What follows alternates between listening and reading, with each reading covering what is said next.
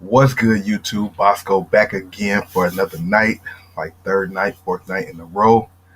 Coming back with these live streams. Hopefully, you're having a good day or you had a good day wherever you are in the world. I know we got people watching from all over, so shout out to you for watching. I appreciate it. Just want to send some invites out, letting people know that I'm right now. But hopefully, everything is good with you guys. What's going on? A couple things to talk about tonight. I do want your feedback and information on it, whether you're watching it during a live stream or if you're watching it on the replay. I need your feedback in the chat, of course, on all the topics. If you have any suggestions or questions, feel free to let us know, either here in the live chat or in the comment section if you're watching it on the replay. You know what I mean? A couple topics, like I said, that I want to talk about. Some things I want your feedback on for the most part. You know what I mean? As everything else. Of course, we saw the Lakers lose tonight to the Golden State Warriors, but it is what it is. We were not expecting a 2-0 lead coming back to LA. So, a 1-1 split was definitely expected. You know what I mean? So, shout out to everybody who watched the game. You know what I mean? These playoffs so far have been pretty entertaining. Uh, K412 Jones, what's going on with you, bro? Welcome to the stream. Andrew, what's good with you? Welcome to the stream. How you guys doing this evening? What's good? What is good? What is going on? A few things out there, just sports, sneaker culture, just in general, things going on. Have your just looking for feedback on some of this stuff. Some things we can really deep dive in. I'd rather you guys do it than myself. But there's just stuff that was happening. I seen. I guess this has been floating around the news. Um, the homie Cool hit me up about this because I really hadn't been tapped into what's been going on. But yeah, first of all, shout out to my Discord, Energy 810. If you guys on Discord and stuff like that, go ahead and join it. It's free. Sharing information with each other. It's a community that's being built based off this channel. Talked about a few things. I guess this is like one of the bigger stories going on right now with Tom Sachs and his what all-purpose shoe or something like that, whatever it's called. I just want to know what you guys are thinking about this situation because it is something that is a buzzworthy topic right now when it comes to sneakers. The fact that Nike decided to still go forth with releasing his shoe um, in a few colorways that are coming out, as you guys can see right here. I got some of these pictures from nicekicks.com. I guess Soul Retriever posted it. Nice Kicks did also. Last month, there was like a really big scandal or a lot of allegations about Tom Sachs, a guy who works at Nike, I guess who's an artist or designer, been doing it for a long time with Nike. Uh, this came out last month. I really didn't know about it because I just wasn't paying attention. But as I started to do a little research on it, I did see people were talking about it a little bit. It wasn't really big news, but it was a situation. The allegations with this guy is just off the charts. It's crazy. You know, the fact that he did, or everything's alleged, everything's an allegation. Nothing has been, I guess, set in stone, or no court dates. Nobody's being convicted of nothing. But the allegations on this guy has been crazy. If you guys go to nicekids.com, you guys can check it out for yourself. But he was doing some wild stuff. He was doing some really wild stuff. I thought I had it posted here.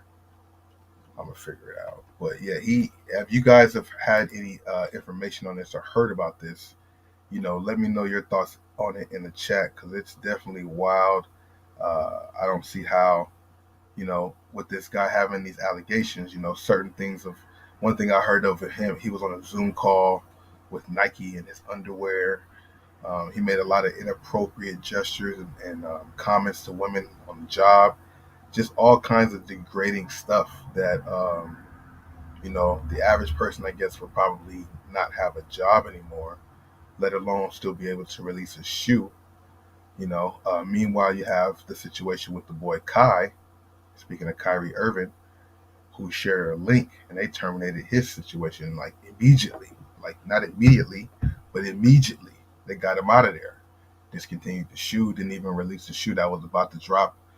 They just cut ties with it, and as you guys know, he's not there. So just for the people watching, now or on the replay. Don't want to stay on this too long, but it is a hot topic. I just want to know your thoughts and opinions about it. The shoes is nothing that's ever been in some, been into my collection. I'm not really into these. They are cool. They do look like a few other sneakers on the market, but it was just, almost looks like a waffle one or something like that. You know what I mean? But it is a big story. It is a big situation. I did put it in my title. Whether somebody comes in now and talks about it or later, just feel free to let me know what you think about it in the chat or in the comment section below. I just thought that was something that was kind of wild. I try to do a little bit more with this and get it together, have a little bit more organization, have some topics lined up to talk about because I definitely like to freestyle, but I definitely want to have some things to talk about too. It's just not everything that's interesting to everybody in the world is necessarily interesting to me all the time, and maybe vice versa. So, I guess that's why some of the things you guys will get here will be things that are, I guess, popular, and some of it you won't be. I don't know. We'll see. We'll see how this goes. Sounds like, yeah, cancellation of how some people are. I mean, you would think so, but um, for this stuff to come out a month ago, nothing's really happened, and now they're still going to go ahead and push out a shoe. Are they trying to go? Are they going to go with the route and say we can't afford to take another loss like they did with Kyrie's? I don't even know. I mean, I'm pretty sure his shoes sold. The silhouette looks like something basic that a lot of people could be attracted to. So I'm pretty sure sales of the shoe was doing pretty well. You know what I mean? Um, yeah, definitely was a double standard when it came to the Kyrie situation and something like this, because a link was shared and that was it. This guy's actually said and done stuff and demonstrated things that are not appropriate. So I don't know, man. We're gonna see. I mean, will the shoes sell? Do people really buy those shoes? I wonder how many people watching this channel or even in this chat actually own this shoe. You know what I mean? Everybody's style's different, and I'm sure, like I said, this is a very common type of shoe. So I'm sure there are people out there who would like this shoe right here. You know what I'm saying? Um, yeah, same though. I don't really care about them, but they are a popular silhouette for Nike, and I'm pretty sure people, somebody out there cares. You know what I mean? Grizz on grind. What's good with you, bro? Welcome to this stream. How you doing this evening? How have you been? What's good with you? What's going on? You know? Yeah, just one thing I thought that was pretty interesting that I saw on the timelines, and that was also brought to my attention. Uh, just a wild situation. Let me see. We had a few shoes that were hitting the stores this weekend. Um, I guess, of course, we got two retros, the Jordan 2s and some Jordan 1s. We also have these, what are these? The New Balance 1906R. Not really a fan of this colorway. I mean, the shoe might be comfortable. I think it's going to have to be another colorway that seems a little bit more appealing to me. But New Balances are definitely on point, and I do look forward to grabbing a pair of a New Balance. I just don't know exactly which one. You know what I mean? Whole lot of colorways and whole lot of styles out there. Yeah, exactly. Kind of feel the same way. Hear about it, heard about it, don't know about it, type of thing. It's just weird when you see all the comments posted online about it. Um, you know, there's a lot of comments on that Instagram post. And then under the Nice Kicks Instagram post, a lot of people speaking about this. And it's definitely double standards. But I mean, I don't know. I don't know. What do you do as a consumer? The only way you can show your concern is by not spending with them. But even if you don't spend on this shoe, you're gonna buy something else from Nike because they have so many other great products. It makes it kind of hard. You know what I'm saying? And then you have to have a lot of people do something at one time to make something like that stick, which I don't see that happening anytime soon. You know what I mean? I feel like I had posted some other pictures somewhere. Um, Shout out to everybody in Discord posting the kicks of the day. Also, definitely a lot of people in the Discord that got some fire kicks in their collection on feet, wearing their sneakers that they actually buy. Have a section of kicks of the day where you post in the Discord, the sneakers you got on feet, something that's in your collection. Steps 213, what it do? Welcome to the stream. Nancy, what's going on? Welcome to the stream. How you guys doing this evening? Uh, you know, it was an interesting situation. Of course, they were not going to win two games on the road. I didn't really see that happening.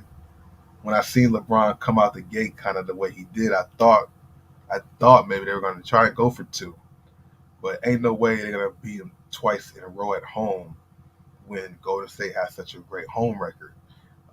So yeah, I mean, you see AD and LeBron pretty much didn't play the fourth quarter again, because I figured they saw what was really going to happen, and I don't know how many points they ended up winning by, but I know it was a big deficit, right? Yeah, yeah, definitely not going to win two games there at Golden State. So that was definitely expected to see and hear. You know what I'm saying? But shout out to everybody just joining the stream. I appreciate you guys joining here. We were talking about a few things. The first topic at hand was about the Tom Sachs situation. Let me know how you guys feel about that. If you guys haven't heard about it, just a lot of allegations, crazy allegations that this guy has on his name in the workplace, and they decided to still drop his shoe, release his shoe, as opposed to not dropping the shoe like they did with other players this year, or other player. Speaking of Kyrie, for sharing a tweet or a link to something, very different actions that were being taken by Nike for this shoe right here, which I'm not really a big fan of, but maybe you might be. I don't know. So whether you're watching here now or in the replay, just let me know your thoughts about that situation in the comments. Other things we were going into was just some of the shoes coming out this weekend. We talked about the New Balance 1906R. Then we also have the LeBron 24 Horseman. They just released the New Balance or Air Force One Four Horsemen colorway. That's not bad. It does have some pretty good materials on there too as well.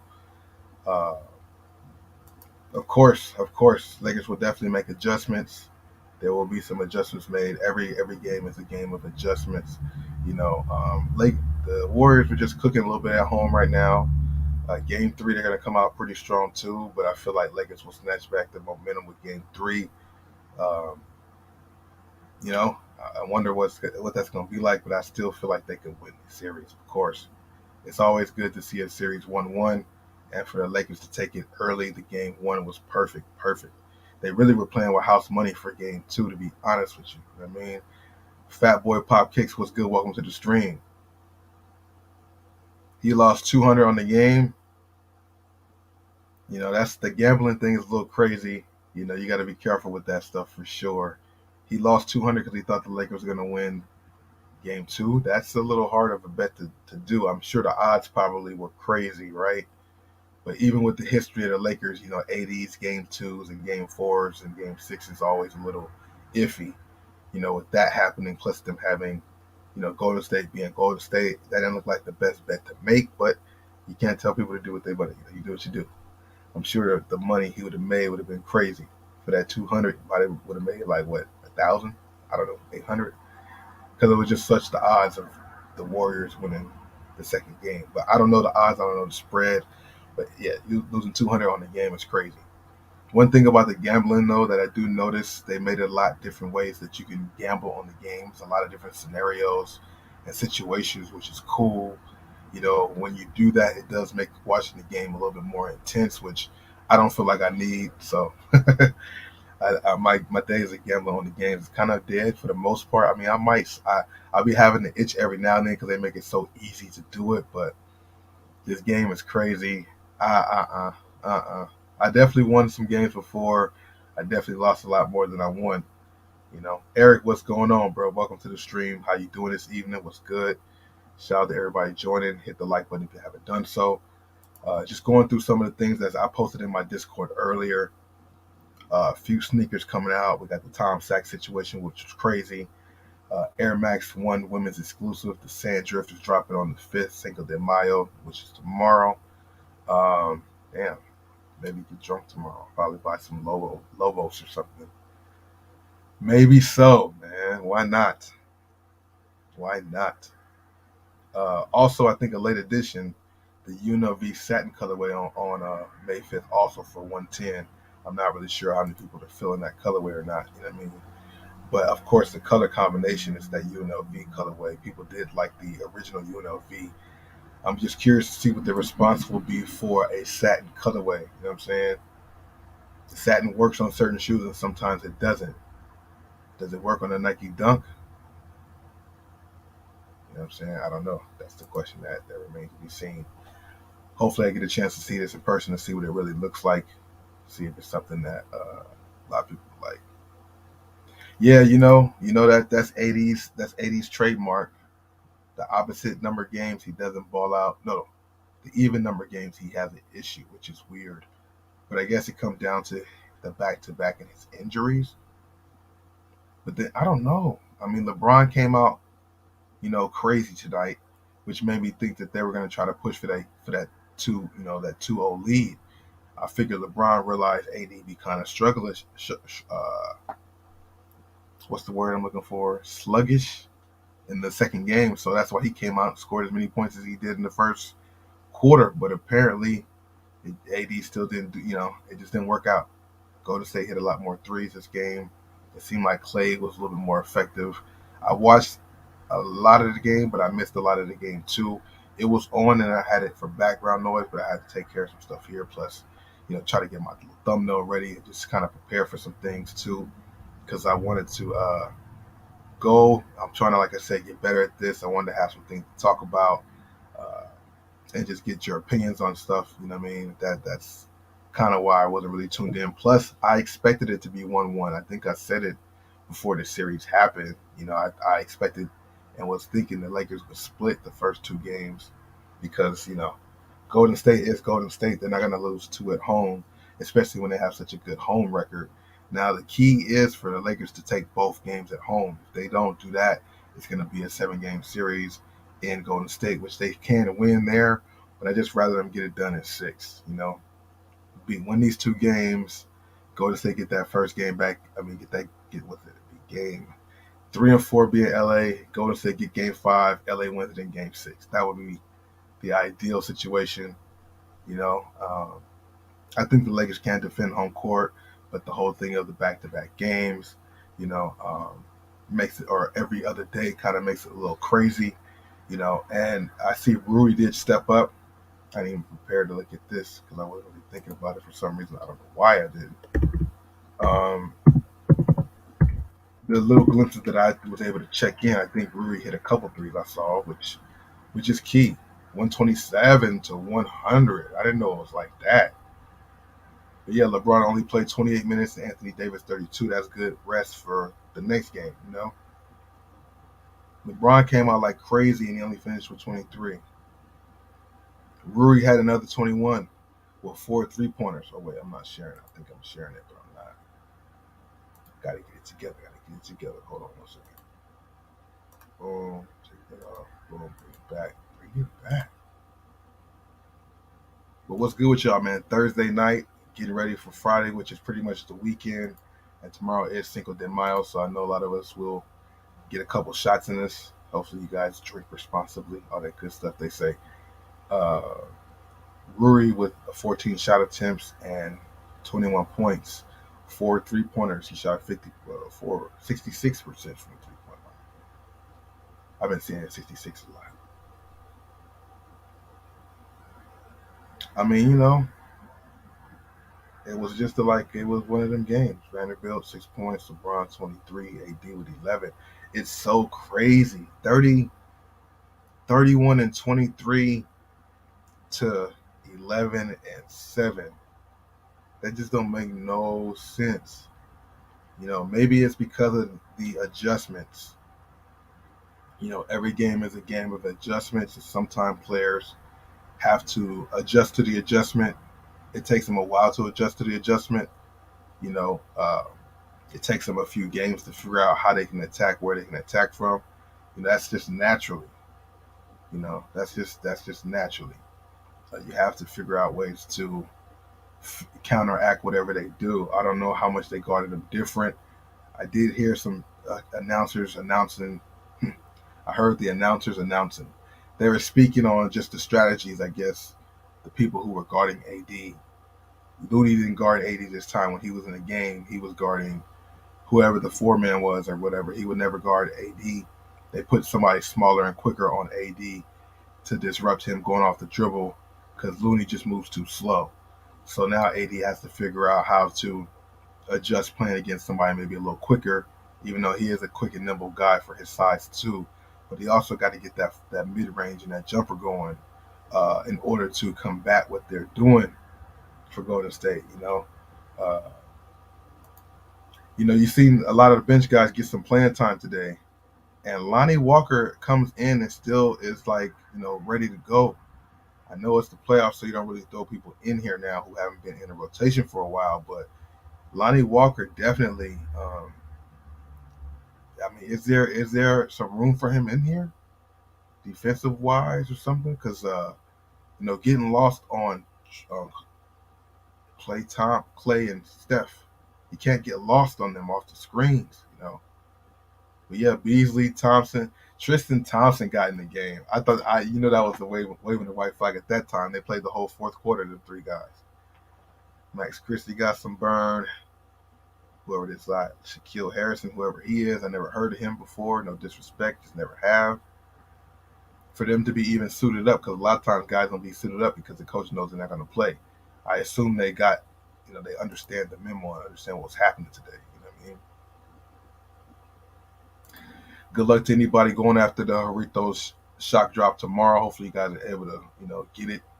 I know that's going to be crazy. Lakers will defend home court. And you're right.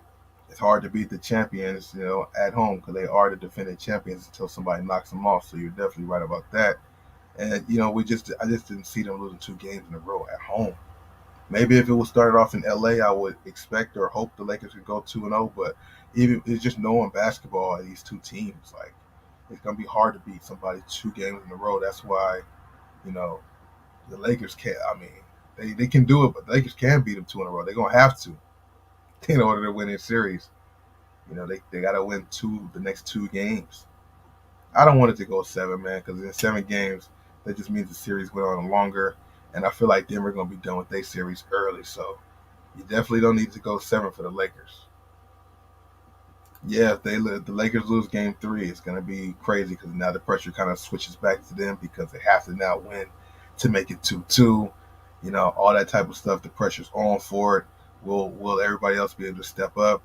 Austin Reeves, he is balling, but he did have a little struggle today. But yeah, 3 for 11 for 7 points.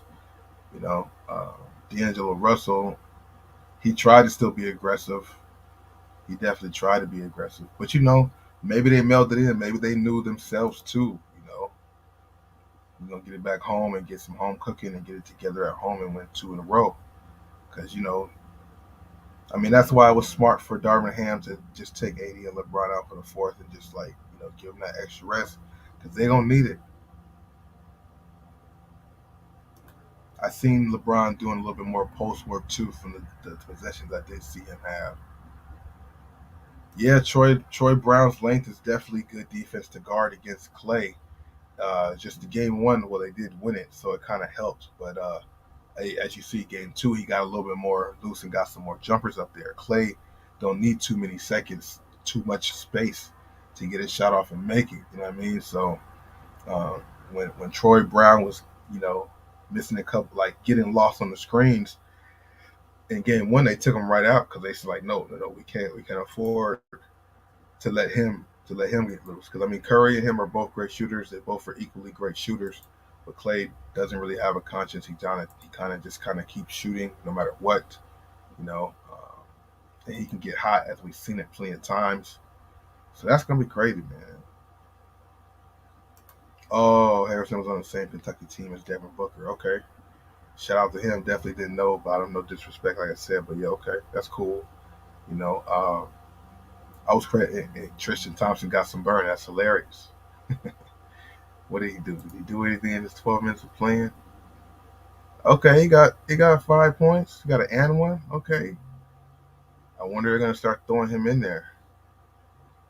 He got more minutes than Wyndon Gabriel. Did Wyndon Gabriel get hurt? Is that a sign of what's to come? I'm curious to see because he does know how to rotate. If he's in shape, he's definitely a good hedge big. on the screen and roll, he's definitely one that can hedge out and kind of like slow up the guy with the ball in time for his teammate to recover, or he can kind of stay low key in front of him a little bit. Tristan's kind of agile. I don't know if he gets off his feet as high as Wyndon Gabriel does, but Wyndon Gabriel, he provides energy, but he seems a lot like just a little. I don't know. Sometimes like he blocks shots that shouldn't be blocked. Like if you're somebody who's a big man, you should know when that ball's at its apex and when it's not. I think he got a lot of a few goaltends. Like, bro, that ball's on its way down. Why are you still swatting it? Are you trying to look intimidating or something like that? You're still giving them 2 points. So what are you really doing? You know, Tristan's a big body, a little slower, but I don't know. That probably could work for them. But we'll see what happens, man. That's game. That's game two. We weren't really expecting it to be a sweep or nothing like that. Uh, or a 2 game to zero. That's just what's gonna that's just the team that they are, Golden State. You know. Shout out to everybody here in the stream. I appreciate y'all. Of course, hit the like button. Let me get back to my screen. On my Discord, make sure you guys join my Discord if you haven't done so already. It's free. Link is in the description always of all my videos. And shout out to everybody who was in the premiere. I did premiere a video today, a Throwback Thursday video, about a 30-minute video. Pretty good response from you guys and interaction. Shout out to everybody who joins the premieres as well.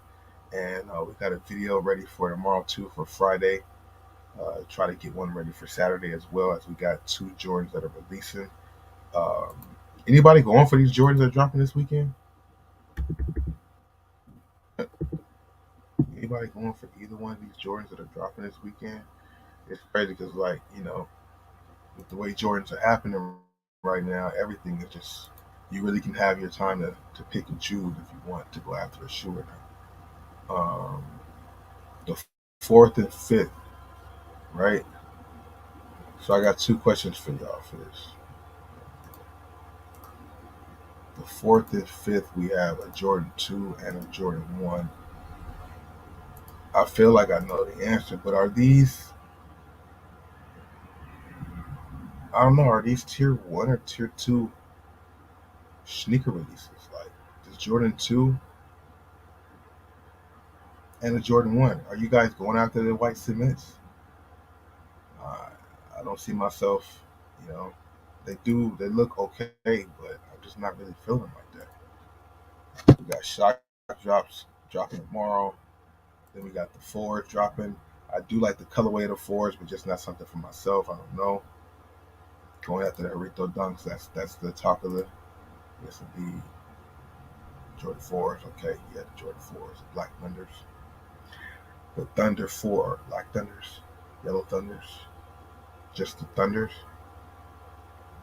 See, it's like they dropped so many shoes on top of shoes. Why would they even drop these right now? Maybe they didn't know about the Ritos that were going to be coming out. know, I wonder why they would do something like that. It seems like it wouldn't make no sense because everybody in the world is going for them. But I guess not everybody's going to get them, so you need a consolation prize of grabbing something new. Why not be that? I don't know the first page. It's nothing.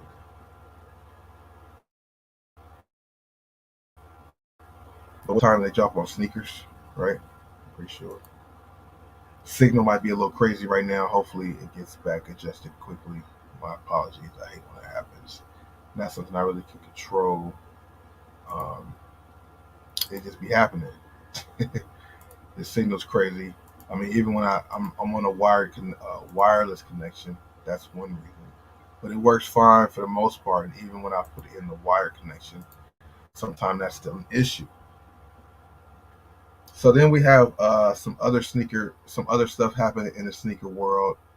I'm curious to know if you guys have heard about this stuff happening.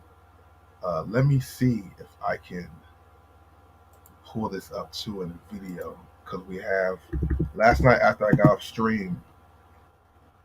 There's a other YouTuber I guess who pops up on my timeline. He's been supporting the channel for a while too. His name is Jordan Kicks. He had posted a video because I wasn't aware. I wasn't privy to the information or situation, but apparently Nike took a shot at the guy Master Chef Ian from Private Selection. I don't know if you guys are familiar. I'm sure a lot of people are familiar with Private Selection. These are the guys who are like the kings of the leaks right now.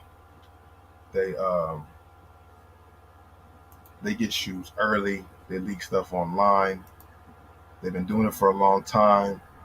If you watch one of my sneaker con videos, I believe I showed their table. They're at every sneaker con. They have a table, a big ass table, a big ass booth that what does it do? They have all a bunch of early pairs. Like it's just ridiculous. And at some point I'm gonna get a couple people on this channel because I want to talk to some of my friends and some people I know, some associates, because I mean I don't want to get the information on exactly how it happens, but it's just so weird how so many people are able to, are getting these shoes early. More and more connections and more states and just areas are able to get these shoes early. And it's not just like a couple weeks early, couple days early, like I might find in the stores. These things be like 3 4 months early. You know what I mean? It's just an interesting situation. So I guess with this, with Nike, what happened with Nike and Master Chef Ian from Private Selection, he took a picture of these dunks right here that are in front of you. These are some Crenshaw Skate Club dunk collab that's coming out. Pretty nice shoe. You know what I'm saying? A lot of dope details to it. Um, Shoe looks dope, but apparently the guy who actually made this shoe uh, was upset.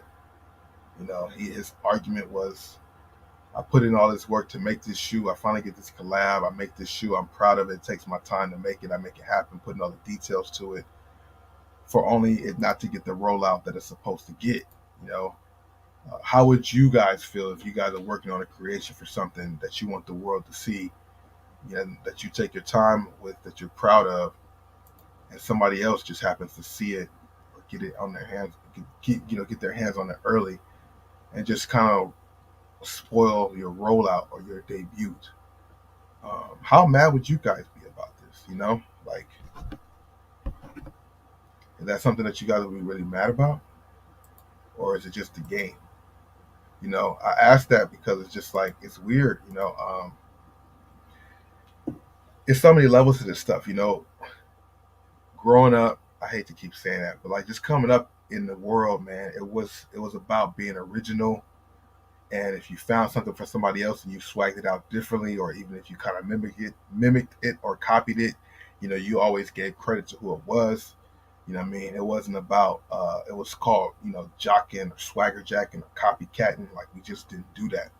But now when it comes to clicks and views, those things come out the window. They kind of encourage you to do copycat things or steal, and it's all about getting the clicks in and clout. So that's kind of what the whole leaks are. It's about, of course, giving out information, but it's also being the first to give out the information so you can get the status as being the first person to let people know about this or that. It's not always, it's really not always about being right. It's about being first, and that's the thing that sucks just in general. But with something like this, the leak situation and just content stealing culture that's here is crazy. I was doing the reels, or I still do reels and stuff on Instagram. Um, and there, of course, there's like been changes with the reels and the money they're paying out. They stopped it for people getting paid, but then they start offering it again to certain creators, and or either just having you get paid other ways. So, I was going really hard on that at one point, and you know, I know how it feels in the sense to be able to go out as I go out to these different stores and find these different items or shoes, and I'm able to post them, and they're not out yet because the store might have put it out early. I'll put it out on my reel, and then somebody else will, you know, steal my reel and post it on their reel and not give credit because either they don't think I'll follow them or they don't think I'll see it. And at first, the first few times I was upset about it, but at the end of the day, you realize it's the internet. That's just what the internet's going to do. You can't control it or stop it. So then I might have participated in some of it too, but I tried to make sure I gave credit. You know, so like with this whole new reels culture and all this type of stuff, and just wanting to be first to get the clicks, to get the views, to make money, you're gonna get a lot of people leaking whatever information they can about whatever. So I understand the guy from Nike who was actually the maker of the shoe. But private selection has probably done this over and over and over and over again to a bunch of people. And this is actually the first time somebody, I guess, really has Nike has spoken up about it. I believe Nike might have spoke up about it before in the past, but I'm not for certain on which shoe. I just know this is something that's very recent, and it happened very recent, like a day or two ago, or like last night or yesterday. Uh, so yeah, I'm gonna play a clip really quick and see if this works. We're testing stuff out, so let me know if you guys are able to hear it. Hopefully this thing loads up. I know my computer is a little funny acting sometime, but I think we got it together. Shout out to Jordan Kicks. I'm just gonna play a brief clip. I mean, I kind of said what I already kind of said what it was, but just to give him credit because he's who I saw posted first. Um, it was on mute. It was on mute. Video of the control of junk load. Because I'm not able to hear it. So if you're able to hear it, let me know. Yeah, the artist should tell the story, not somebody else trying to spoil the work. Like I said, private selection is definitely a place that is known for leaks, but there's definitely an order to it. High velocity, what it do? Welcome to the stream.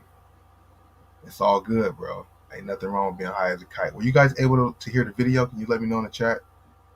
Because like I said, I need to get a mixer, so I'm not able to hear the volume at all because I'm plugged straight into the laptop without the mixer there. So I just want to know if you guys are able to hear the video when I play it. Quote, imagine getting the opportunity to create a dunk only to have an account named Master Chef Ian with no context story, chef emoji. So,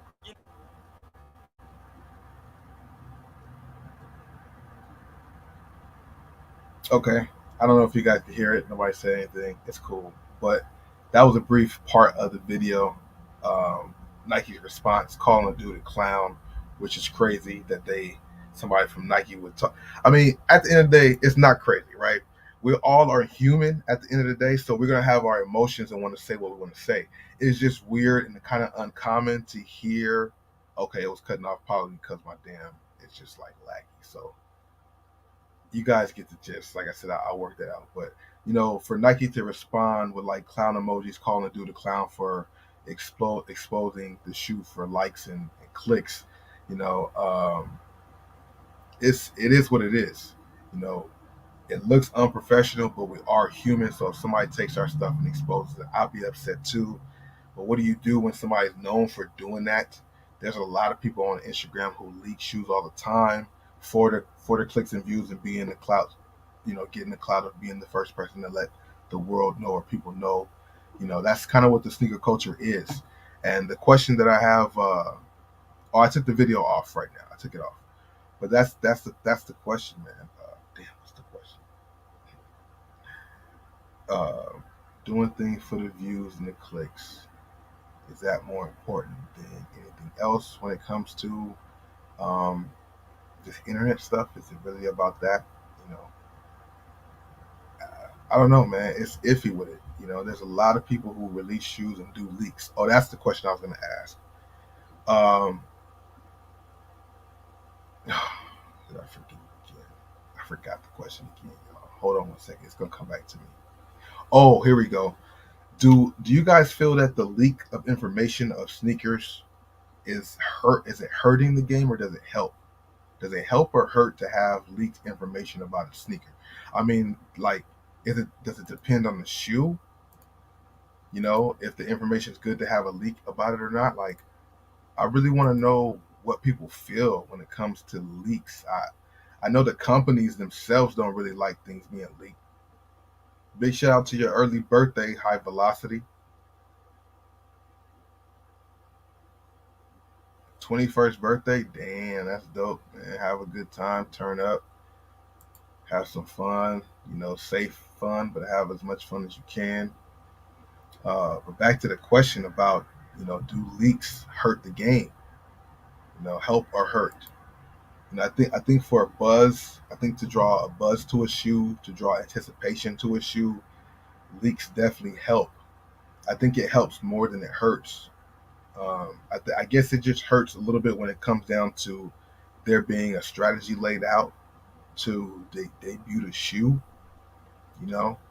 But it's kind of hard to judge that, man. It's really kind of hard because that's just the game.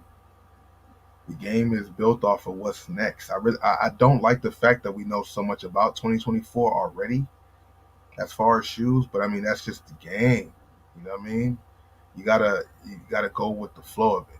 That's my main thing. Is the leaking of the information of sneakers really matter? Is it a good thing or a bad thing, or does it not matter?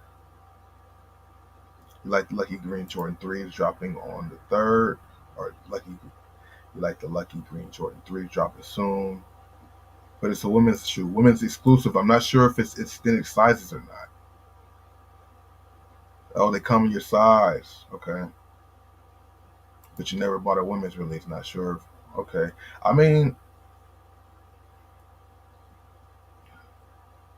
okay. Big shout out to everybody here in the stream. I appreciate y'all. Deshaun Brown, what's going on with you, bro? Thanks for stopping by, man. Yeah, yeah, a cool little selection. Cool little selection right there. You know what I mean? We've been doing this since I can remember this. You know what I mean? Um, okay, ain't nothing wrong with it, bro. At the end of the day, like for Jordans, I don't really see a big thing about it. Like it doesn't really come across clearly as a women's shoe. Like maybe if you bought those women's wash pink, that looks more like a girly shoe.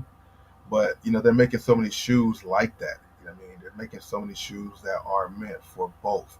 I mean, I had the Jordan 1 Silver Toes, and that was technically a women's shoe, but it came in extended sizes. I did sell it a long time ago, but that was a women's exclusive shoe. I don't think it really matters. I don't think it really, it's not a big deal. I mean, that's a dope color shoe regardless. And to be honest with you, if it wasn't labeled a women's shoe, like you would assume it's a guy's shoe if anything, like So I don't know, man. Ain't nothing wrong with getting those stuff. That's a dope colorway.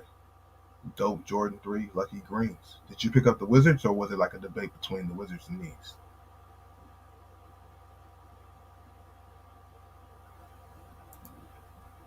Eric says he thinks it hurts, but it is free publicity when it comes to leaking shoes.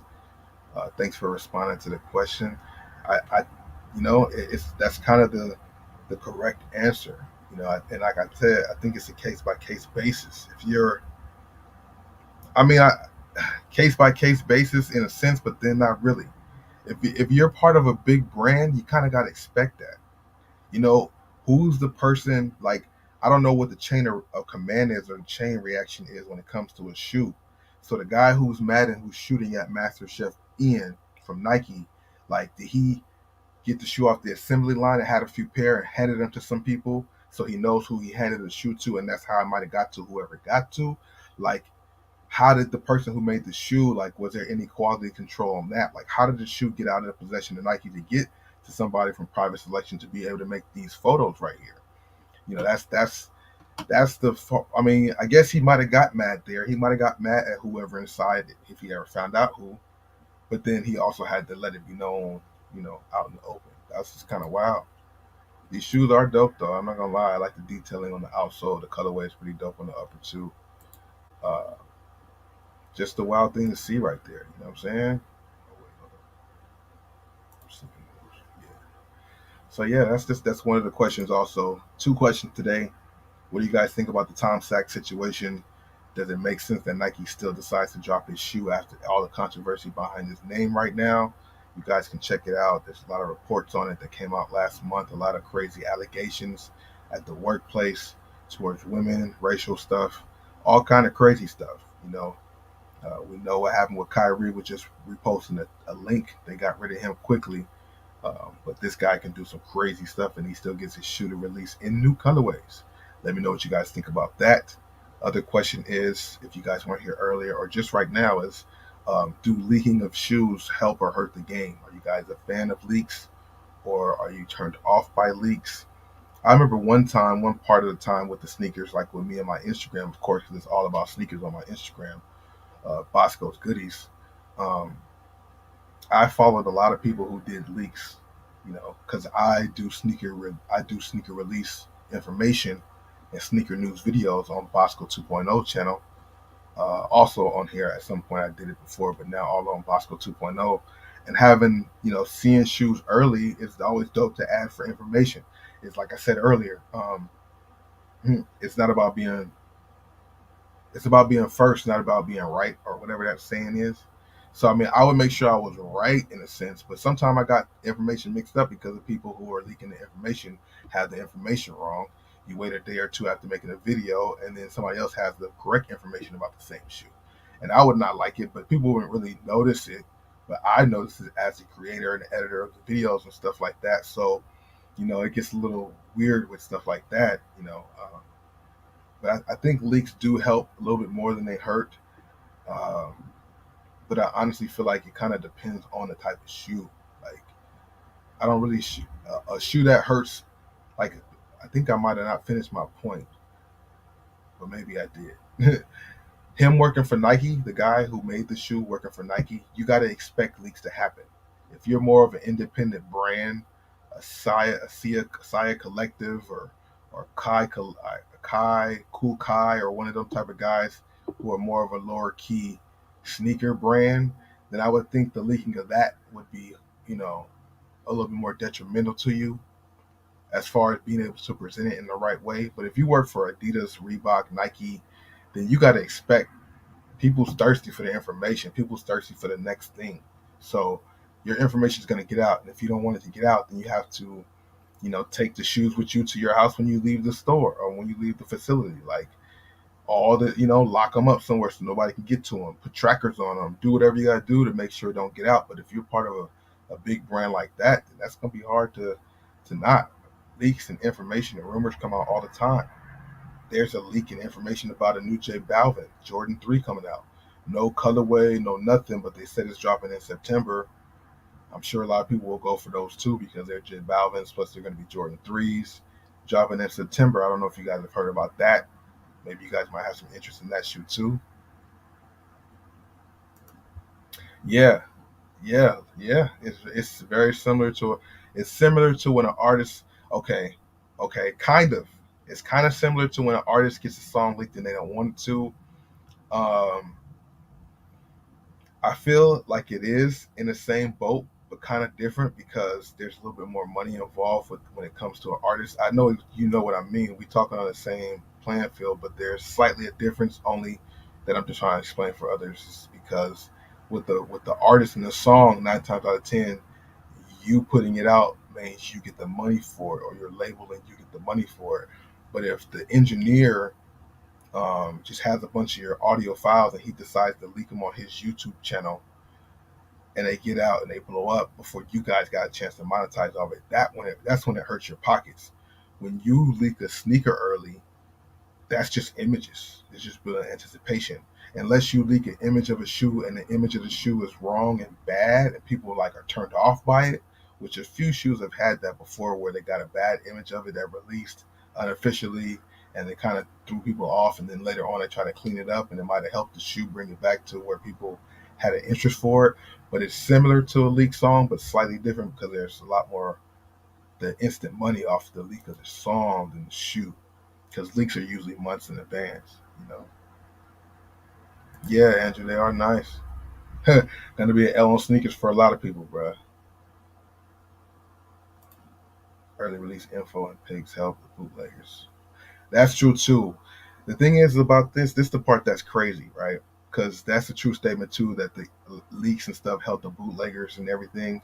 But one thing that's crazy is about it is the leaks or the bootleggers out there low key have the lineup before the leakers got them.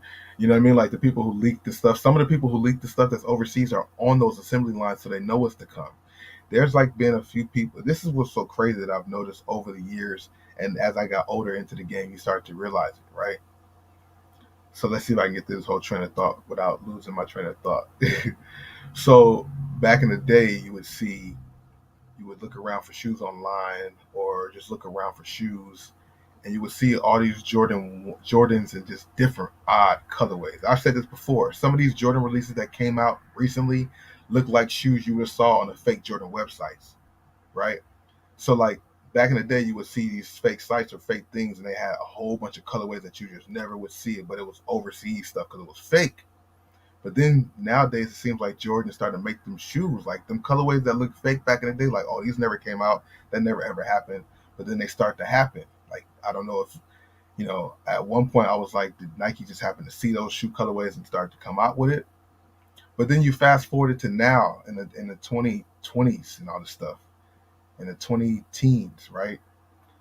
And you start to see, like, for example, there's that dude on YouTube who's like really known for the fakes, and he talks about how they're fakes for sure. It's the black guy, I forgot his name, but he breaks down how the shoe materials are pretty much the same. He claims he has a family full of seamstresses, like they do clothing and seams. They know garments and fabrics very well, so he knows that these materials are exactly the materials that they are used for the normal shoe. So what's a fake and what's not a fake?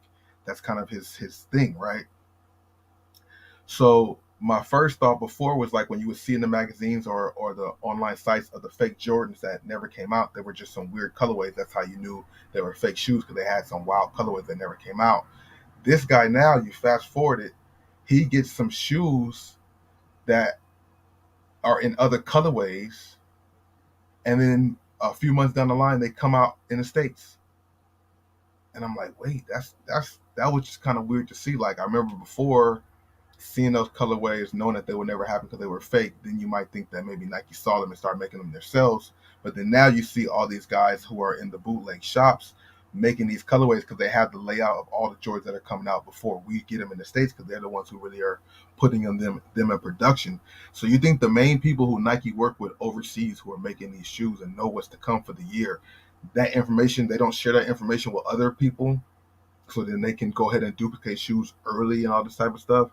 Just like this leak of the shoe that we're talking about right now, the information gets out all the time. So, like it's kind of getting hard for all, like as far as with the authentics and real and the bootleggers having an insight on things because they're getting information too, probably from the source. It's a tricky game, man. It's a real tricky game right now. Early info helps with finances. That's true. You know when to save up your money for a shoe that you really want. That's a true statement. I can agree with that. Knowing what's coming ahead of time. I mean, but knowing what's coming ahead of time, 6 months, 8 months might be cool. But when they be going like a year ahead of time, it's just almost like, man, that's too far away. And then it's like you build anticipation for that time, which makes your current time just fly by. You know what I mean? I truly feel like that. You keep thinking about what's to come down the week, next week, and you can't wait for next week to come and next week's here. What about that whole time in between before next week got here that you just let pass by? You know what I mean? Making 10K off backdooring is real. That's a real thing. It's part of the game. It's just different elements of the game that you have to figure out how to get around, man. It's unfortunate. Um, I'm on both sides of the fence with that. I understand in this world it's not really good to be on both sides of the fence with a lot of things, but some things it just is. Some things it just is where you can understand both sides. And I understand both sides. I understand the backdoor side of it, and I understand the consumer side of it because, you know, everybody wants to be able to get the shoes they want to. But I don't know. The game is just so crazy when it comes to these shoes and these leaks and these shoes and these leaks. You feel me? Once again, shout out to everybody here in the stream. Hit the like button if you haven't done so already. You know, uh, I appreciate that. Yeah, you definitely don't want Nike. See, you don't want Nike against you. You're right about that. Any type of legal fees and stuff. My thing is this: is how can the legal action be taken? I'm pretty sure there is some legal things that can happen, but I'm like, what actions can be taken? with pictures and stuff like that. Maybe if these guys are trying to sell the shoe before they're available to be sold and all their stuff, because they have a track record of getting shoes early for a long time that are Nike products. So I don't know. I'm curious to see what the information or what the fallback will be at the end of the day. Have we heard the end of it just from the guy speaking to the dude, and that's it? You know, uh, kind of interesting to see. Let me know your feedback about that, whether you're here in the chat or in the replay of the video of the live. Of course, we got some more Kobe's dropping. Adidas Kobe 1 in three colorways, as you guys can see right here. You know, once again, these were dope shoes, but I just don't see people grabbing them now because there's so many other things out there. Maybe if they put new technology in it or something like that, maybe so. But like I said, man, I think because it don't have no Kobe branding for one, and then just because there's so many other options out there for two, is why I don't think people will really grab them. I mean, I do like the fact that they are bringing them back out, but I just think that that's not it's not gonna really work. It's not gonna really do anything. We're gonna have a bunch of great shoes being sold or being sitting on the shelves, but then that's cool because we can get them for the low when they go on sale. Like I said in last night's live stream, you don't have to pay retail for your sneakers. You can pay below resale or below retail for most sneakers, as we'll talk more about later in this stream as I'm going through the lineup of some of the things I want to talk to you about. Of course, you guys feel free to drop questions in here, super chats, whatever you want to do in the chat. I'll try to respond or I'll respond and we'll continue to talk about it. Cease and desist is what, yeah, that's true. And I'm wondering, would they cease and desist like just that shoe or just the lineup of shoes? Because they're now having a whole Discord helping people get shoes early too. They're making a whole business behind it. So, you know, um, will Nike chill out? You know what I'm saying? Will Nike chill out and kind of fall back a little bit to let these guys make some bread, some more bread, and then just lay the hammer down and try to get them for a lot of money? I mean, they probably already made a lot of money already. You know what I'm saying? Um, I'm curious to see what's going to happen. That's what the companies usually do. They usually will, let you make some money for a little bit to build up some capital. So it's really worth them trying to take everything from you. I'm wondering what the steps could be. I mean, I guess it remains to be seen. It's early in this whole little situation. It was just a little back and forth. I don't even know if the guy from Private Selection like really responded, and if he did, I don't think it was anything crazy. I think his response might have been just posting more pictures of the shoe, and then they also just posted, like I said, information on joining their Discord, so you can be like them and get shoes much early before everybody else does. You know, crazy situations, bro. Interesting situations though, and I'm not mad at it.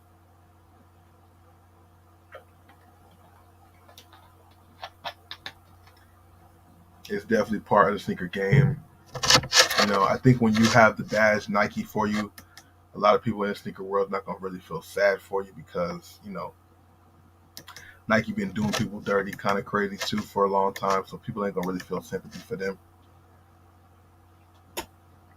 I was trying to see if I can duplicate what I was getting last time too, because I was pulling up shoes. Yeah, so it does do that.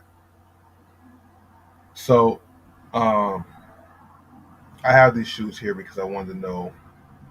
I think my question was, is this a tier one or tier two fine? Like, is this a good fine for the outlet or not? I don't know if that was the question.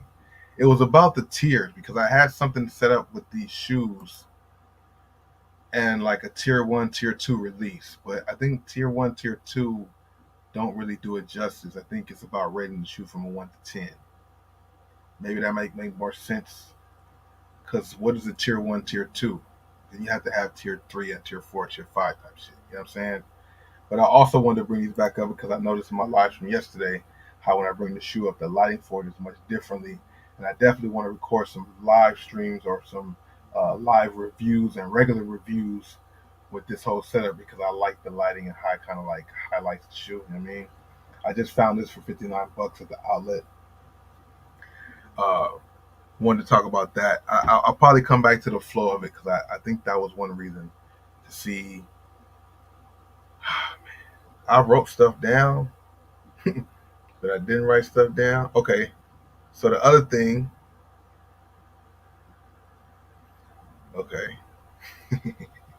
so Westbrook wants he wants to get a ring. Westbrook, what do y'all think about that? Russell Westbrook said that if the Lakers win a title this year, that he wants a ring. Does he deserve a ring? James, what it do? Welcome to the stream, my dude. How you doing this evening? That's a question for the Hoopers and just in general, like in basketball. Just in general, that's the question. Uh, does Westbrook deserve a ring if the Lakers won a title this year? It's crazy that he would. It's not crazy that he would want it because it is about a certain amount of games played. I don't know the exact rule on how many games you have to play to qualify for that, but I do remember one year where Anderson Varejao played for the Cavs and then played for the Warriors, and they played each other in the finals. And I think he was going to get a ring regardless. And Westbrook played a good amount of games. Did he play? Yeah, he was. Wait, he was there. I mean, it's about this year. He was there until the All Star weekend, right, or trade deadline, right? Yeah, which is like more almost half the season.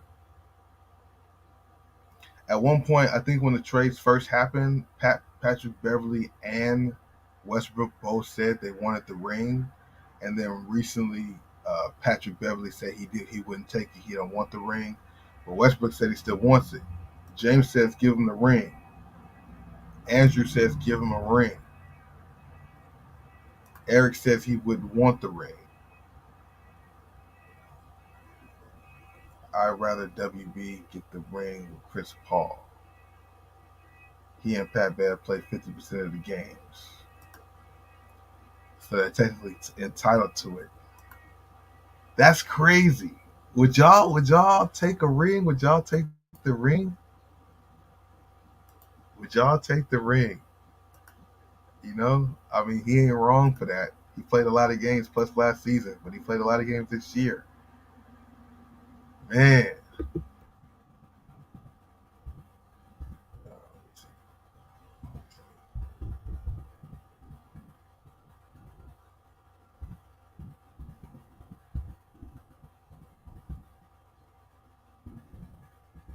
me see.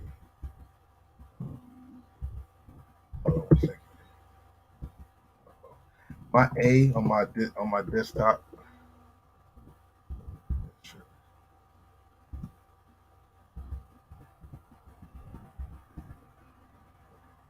Um,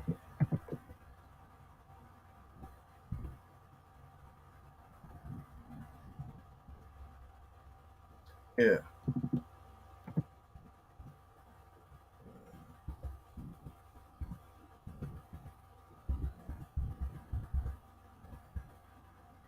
yeah, man.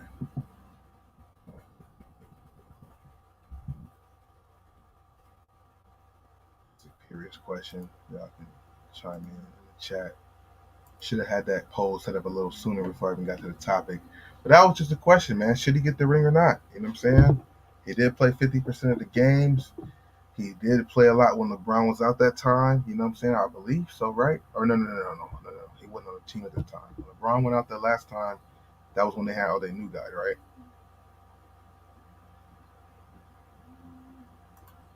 You wouldn't take it. You wouldn't take the ring, but you would want it, of course. Auction it off and give it to charity or something like that. Man, I wish. I guess it turned out to be a bad fit. I was hoping it would have been a good fit. I thought that what he could provide could work. I felt that if he could have but LeBron couldn't trust him like he trusts this. He like trust this. Like he trusts Reeves, uh, Russell, and Schroeder. Because LeBron playing off the ball is what would have been needed with Westbrook. But yeah, the styles just didn't work, man. I thought maybe they could have used Westbrook off the bench to be the ignitement off the second round, the second group, and he was doing well with that. But it just didn't work, I guess, man.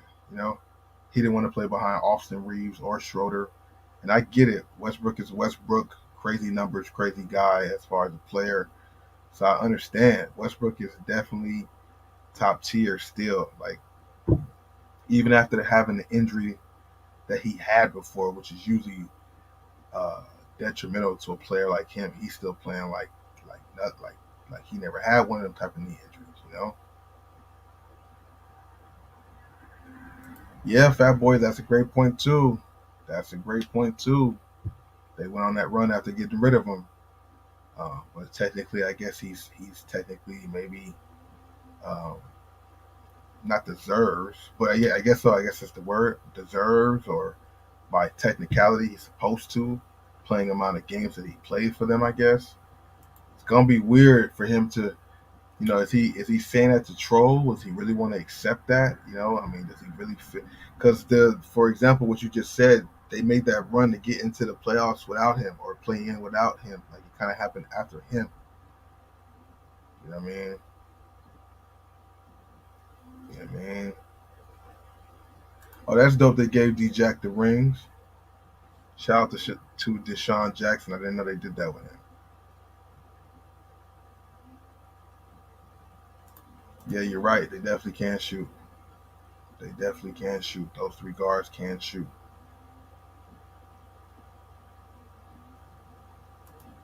You're right.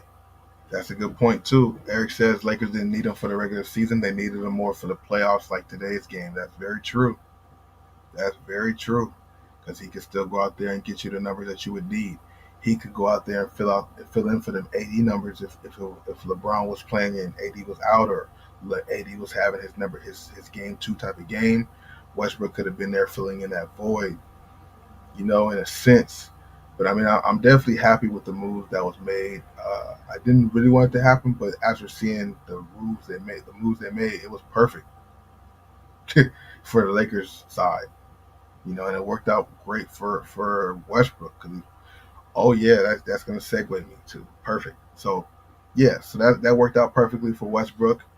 With the especially with like the reports of the rumors going on last night. If you guys were here in the stream, maybe you weren't, maybe you were.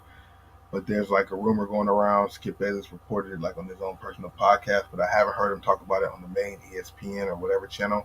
But allegedly, Kawhi wants out of the Clippers. He wants to be traded because he feels like they were trying to like be too hard on him as far as like trying to get him to play when he simply wasn't ready. So pretty much like San Antonio, he's feeling the same way there. So he wants to leave. That's what the rumor was that I heard.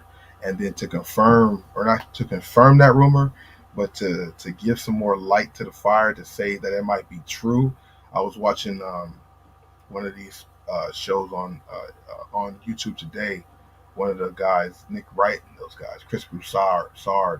Uh, there's a rumor going around like Ty Lue is kind of fed up with the Clippers thing. He's kind of fed up with what he has to go through, and what I'm pretty sure they mean by that is the Kawhi situation. Like, trying to he needs the guys to be available. That was something that was in the reports. Like he's not liking all the other stuff that's going on, so he might even want out too. And with Kawhi being under contract, it's gonna be a Ty Lue versus Kawhi thing. I think Ty Lue might be gone first by him wanting to just be done, if that's even possible. I don't know how many years left he has in his contract, but allegedly Ty Lue's not happy there either, and I'm sure it's probably because of the Kawhi situation. So what do they do next? You know what I'm saying? Do they trade Kawhi next year so they can try to get something back for him, like Spurs did to Toronto? Or do they hold him next season and he don't really play much, and then he just goes as a free agent after next season for nothing, and then they lose out, don't get nothing for him? Then you got Ty Lue not wanting to be there, so that's kind of crazy too. You know, crazy situation going over there in LA. I wonder what's going to happen with that. KCP is definitely balling out there. Definitely balling out there. He could have neutralized Curry a little bit of possessions a game. That's a true statement too. That's a true statement too, right there for sure. Um, yeah, there's another story too that I'll get to in a second when I can remember it. But yeah, the Westbrook thing, wanting the ring, Kawhi wanting out, Ty Lue fed up with the situation. Now that does fall in Westbrook's favor because Ty Lue did say he would like to have Westbrook back. Who knows if another team would offer Westbrook way more money to go somewhere else, and if Kawhi's not going to be there, then Westbrook and Paul George can work and just be great for the regular season. Clippers is just about a regular season show. They're not really serious about going to the next level. Really, it's just a curse on their team. It's just crazy. It's always been like that. Speaking of like the trade rumors too, another trade rumor that I heard today. I think I posted it in my Discord. Let me see if I did. When they come out reports about player movement for next season, even though I guess it does make sense because these other teams are not in the playoffs, so they can be talking about next season. But when they talk about moves for next season before the season's over with, I don't really believe the rumors or the thoughts. But then again, just like the shoe leaks, they let you know what's happening 6 months down the line, a year down the line. So the word on the street right now is that the Mavs are considering Mavs and Suns or Suns owners considering trying to get Kyrie in a sign and trade with the Mavs for DeAndre Ayton. Uh, this was on SI.com. There's a link right there on my Discord so you guys can read the full report if you want to. This is some of the things I'm trying to get more into posting also on my Discord along with my live stream slash like podcast. And a lot of things I'll be posting will be a lot of things that I'll be posting I will be talking about on my Discord or in my live streams and vice versa. So definitely check out the Discord. It's free. If you guys want to chime in with information there too, with sources or that's legit, let me know. Or just feel free to join. But yeah, that's kind of crazy. The fact that maybe this information got out before the playoffs started, but that's like saying that they're considering the season to be over with already. But DeAndre Ayton would decide and trade with Kyrie, so it's Kyrie can once again link up with Durant and Devin Booker, but once again with Durant. That would be kind of wild to see if that happened. I feel like that's far fetched. A lot of people are saying that. A lot of people look forward to thinking that the Kyrie thing with the Lakers could happen, and I'm definitely one person who would like that to happen. But realistically, after seeing the team they have now, I don't see that being the fit. They have three youthful guys um, that can be good for them to go from now in the future. If they traded and if they got rid of those dudes and brought Kyrie and only had they would need to keep one or two of them. And Lakers are going to be faced with a situation with Austin Reeves this season. I believe he's up for some money this year. So, they already said they want to try to extend Vanderbilt. I did hear today that they want to try to keep him. Uh, so, if they lost one of these guys, Schroeder, D'Lo, or Reeves, then bringing Kyrie in makes sense. But if they're able to run it back, then I don't think they should do the Kyrie move. You know what I'm saying? But who knows? Who knows? You think the Lou rumor is true?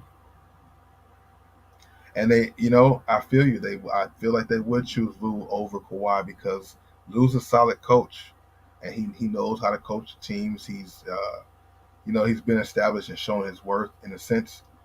I think they could move Kawhi somewhere. It's gonna be a whole thing again. Like for Toronto, like are they gonna be willing to rent Kawhi for the year? Because I don't know if Kawhi has listed a name of teams he would like to go to with leaving the Clippers. But if it's not one of those teams, then the team's gonna have to rent him for a year, and who knows if they're gonna want to do that again. But they might want to because it worked out for Toronto. Toronto got a ring out of it. Somebody was rumored saying that Kawhi would be swapped back to Toronto for Pascal and the Barnes guy or one of their picks. Who knows? Lou's definitely a good coach, man. If they trade Aiden, they'll be paper thin in the post. If Phoenix traded Aiden for Kyrie, they would be. Um, but I feel like even though Joker's a big threat in the West, he's only on one team, and I feel like the league is definitely headed to more small ball activities. So if they get a couple role players that can just hold down the paint a little bit, then the scoring that they would have with Kyrie, Booker, and KD would be crazy. You know, there's some solid guys undersized that can definitely hold hold it down, not stop Joker, but be enough to neutralize something. You know, if you got guys who can switch on defense and stuff like that, then it kind of null and voids a lot of action that can happen with a pet player like Joker because the passing won't really be as effective because you got a lot of guys who are agile who can switch these screens.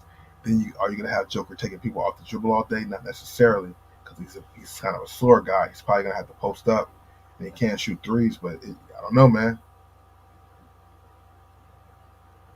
You don't think KD wants to play with Kyrie again? Who knows? Who knows? I know. I mean, the way it ended in Brooklyn was kind of crazy, but it also like there's a lot of things that are out there and printed out there to make the story seem certain ways. But if you take a step back, you know, maybe Kyrie had some points too. You know, he kind of wanted to trade it and leave because they weren't trying to go long term with him, and that's what he was trying to settle and do. And once he realized that was the case, then he wanted to get out. It's business. KD left right after that. It's business. He left OKC to go to Golden State. It's business over, the other stuff. So I think KD realized that about Kyrie. So I don't think he would be opposed to playing with him again only if they know for sure that Kyrie's dialed in and he's going to stay involved. But, who knows? Lakers do need to prioritize Ruri. Ruri's locked in off of his first contract with Westbrook. I think he's there for another year or two. Reeves is definitely one who's up, though. That's going to be a while. Send Kawhi to the Warriors. I don't think any team's going to send Kawhi to a team that, you know what I'm saying, that he likes. I think they're going to start doing those type of things where they send you to a team you don't like and make you suffer for that year. And then you have to figure it out after that. But the thing is, Kawhi's not getting any younger, too. And to have injuries like that is kind of wild, man. But yeah, so we got the trade rumors about Kyrie, too. That's going to be interesting to see if there's any merit to that at all because it's still early, much early into the season. You know what I mean? But who knows? Who definitely knows? We don't know yet. So next thing I want to talk about really quick or briefly or as we just slide in the conversation, we got more images of the new Zoom Freak 5. There's actually a few colorways that have been circulating. This is the most recent colorway of the Zoom Freak 5. Not sure how many people out there are feeling this shoe. The design of the shoe is not bad. I don't know if I got to see it in person to see if I like it more than the 4. The 4 is pretty dope. When I see this shoe, this gives me more of the 1 vibe. Gives me more of the Zoom Freak 1 vibe, but I'm not mad at it. You know what I mean? The design of it is pretty sleek. The back panel, I'm not really a fan of. I feel like, I don't know. Are these official images?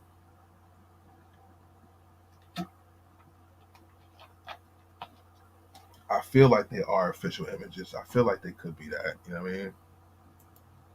This colorway is not bad. Colorways is what really makes the shoes nowadays, of course. Zoom Freak branding on the tongue. I think that's all my pictures. Yeah. Curious to see what the response will be for the Zoom Freak 4 coming out. You know, it's supposed to drop during the playoffs. I thought it was supposed to drop during the playoffs. I'm not sure exactly when now. I thought it was going to drop during the second round, but he's not there. So, I think the shoe will still release sometime this summer. But I thought it was supposed to debut during the playoffs. You know, Kawhi to Dallas would help.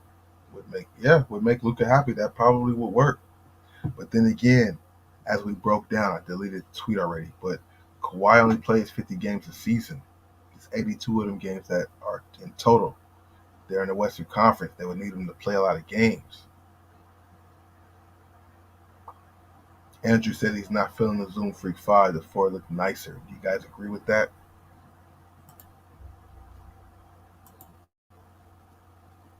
On the last poll, we got 60% on that answer.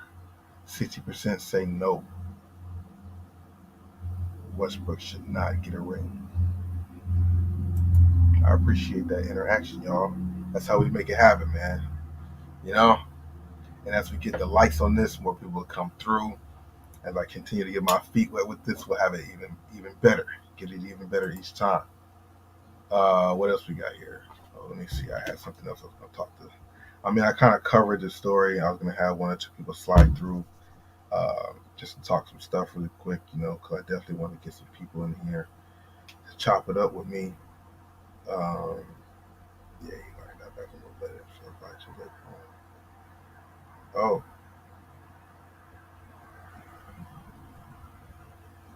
oh yeah. Okay. Damn, I don't know if I think I do it. I think I don't. I think I do, but I think I don't. All right. So, Zoom Freak Fives. Anybody in the chat or in the replay, let me know what you guys think about the fives. We've seen one person say they're not really feeling it. Shoe. Um, Zoom Freak 5 and Immortality 3 is right around the corner. I'm curious to see what actually what that will come out to be. You know, but the colorways, it's gonna be about the colorways to make the shoe for sure for the Zoom Freak 5. I'm pretty sure. It's crazy that a lot more shoes are appealing to me like that. Like I spoke on this before with this John Morant shoe. Like it's definitely a dope shoe in a sense of a brand new silhouette. But to me, it definitely seems very, very plain. I do like the traction going on. That looks more sophisticated. But the shoe looks very basic, man. You know, I think it's gonna be about the colorways, as I said plenty of times.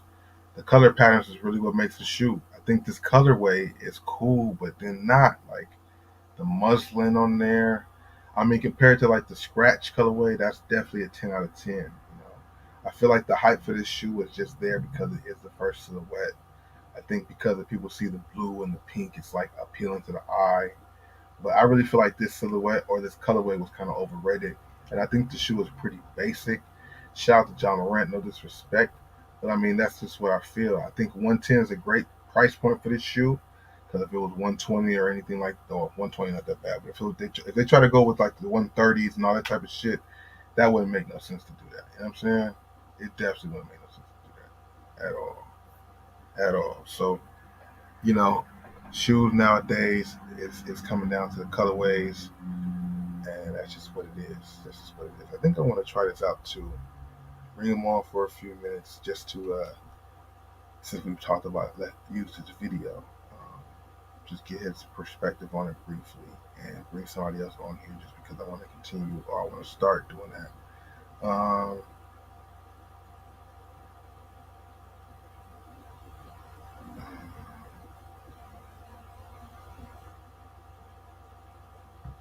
Yeah. So yeah, it's a lot of these shoes. The silhouettes are not looking too good, but the colorways definitely make them stand out a little bit more. And that's what I've always been about. That's why I like lace swapping. It gives you a whole new shoe. You know what I mean?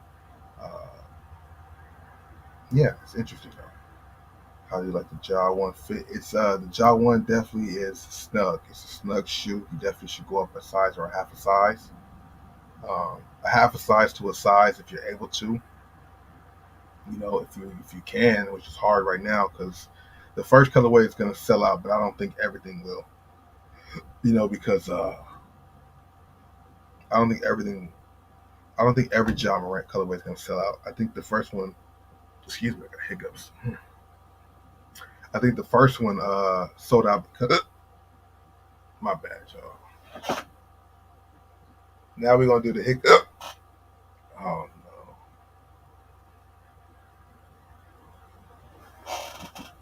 In the middle of a stream, you have hiccups, bro.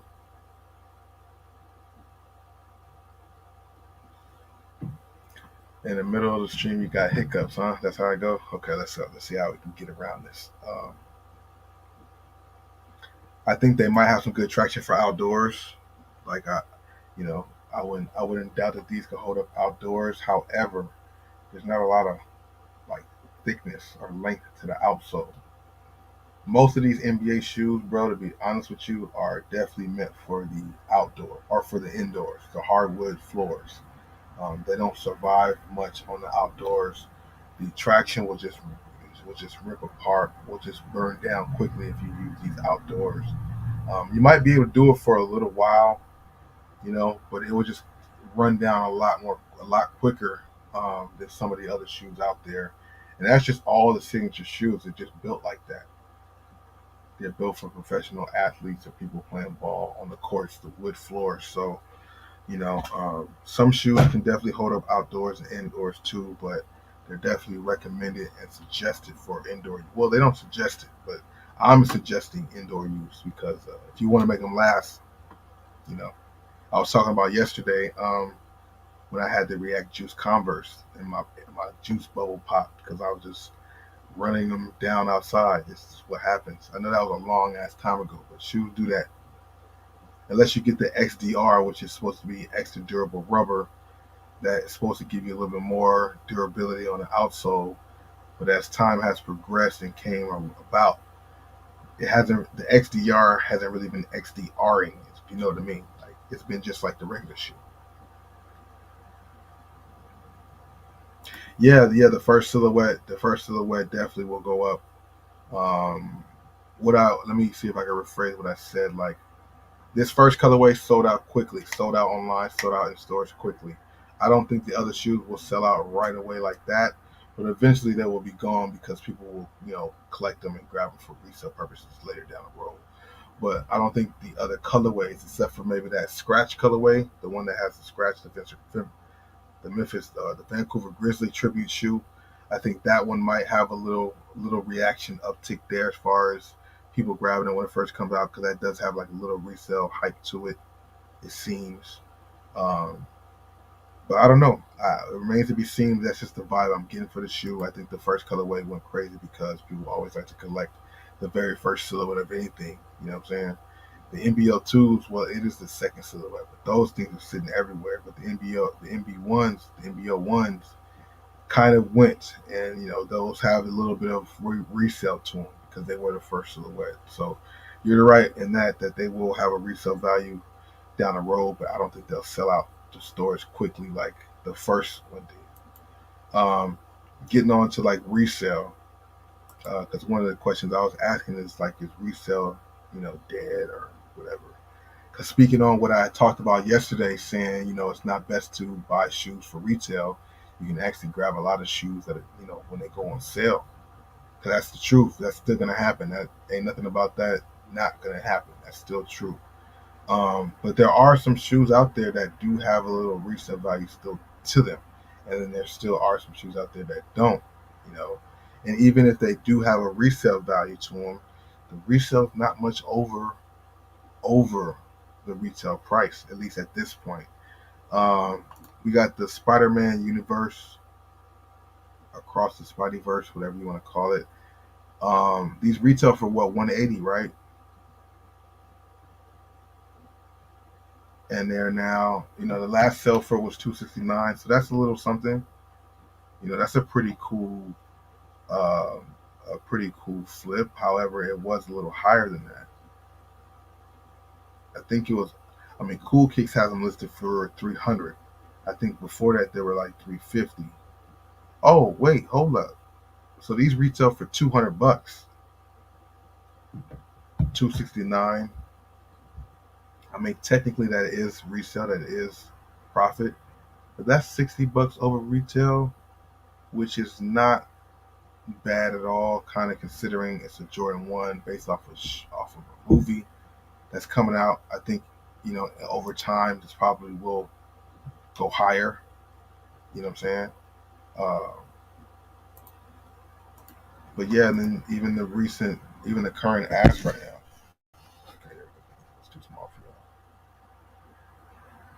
If you guys go to StockX right now, this is kind of how much you guys can get them for, depending on your size. So it's not too much, but there is still something. You know, is that enough profit for you? Everybody's game is different.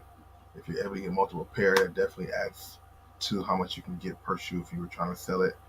But it's good for you if you were trying to buy them too. If you're trying to buy them, you're not paying too much over. And I guess that's just something you have to be happy with, because considering what it used to be, you know, yeah, it's still resale, but it's not nowhere near what it used to be. Not nowhere near what it used to be. What it used to be was crazy. You know what I'm saying? So it's definitely good to see this. You know. Now, when it comes to yeah, that makes sense. Welcome to the stream. That definitely makes sense. Cool. What's good? Uh, Yeah, they'll never stop making Spider-Man movies. That's for damn sure. That's for sure, for sure. So that's a shoe that kind of still had a little resale to it. So that's why resale is still alive in a sense. It's like I said, it's nowhere near what it used to be, but technically, it's going for more than the shoe was retail for. But the next shoe is different because we got the Jordan 3 Wizards. You know, I'm pretty sure next week you'll find them at the outlets. 211 they retail for 210. 225 is probably the highest right now. A size 3.5 sold for or selling for 150. Let's see what you said over here. Yeah, so it's definitely down. Definitely down.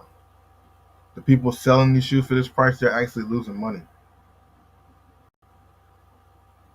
based on the person selling this shoe for $211, they're losing money.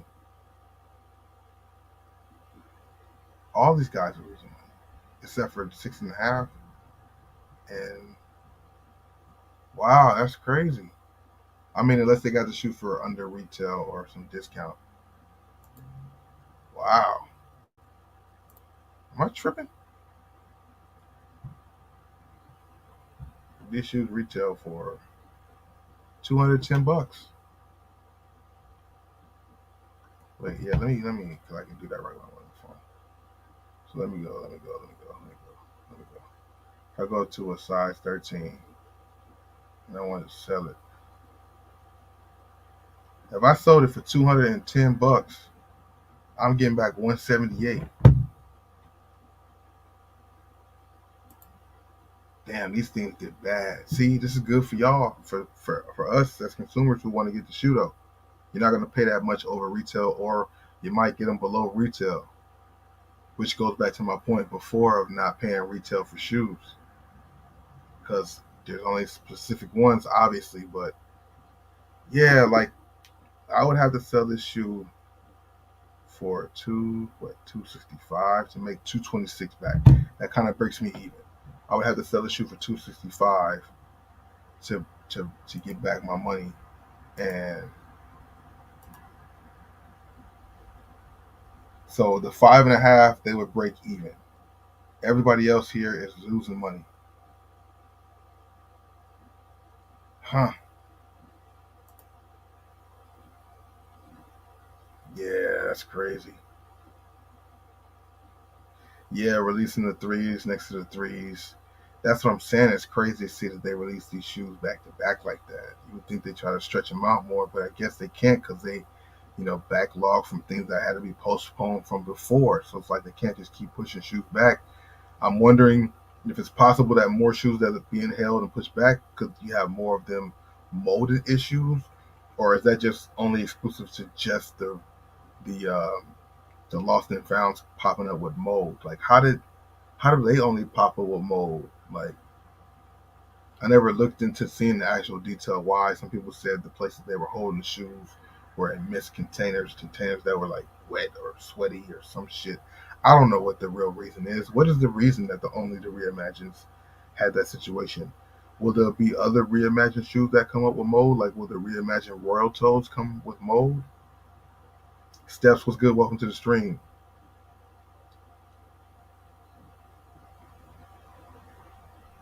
Now there's flooded twos. Yeah, yeah, I guess so. That makes sense. But yeah, so I mean, it's like some shoes, as always, have it, and some shoes don't. Now the Spidey verses, I mean, they have more of a little bit of a resale to them, but definitely not. You're still, man, even for that shoe. But like I said, I seen on Cool Kicks, they're selling them for 200 and no, for $300. They got them going for right now. The shoe retail for $200. So they're trying to get their little money off of that too. That's not bad. Selling the Spideyverse. So the Spideyverse retail for 200, so that's like 225 after tax, right? So you have to sell it for at least 265 again. Yeah, 265 to make 226 back.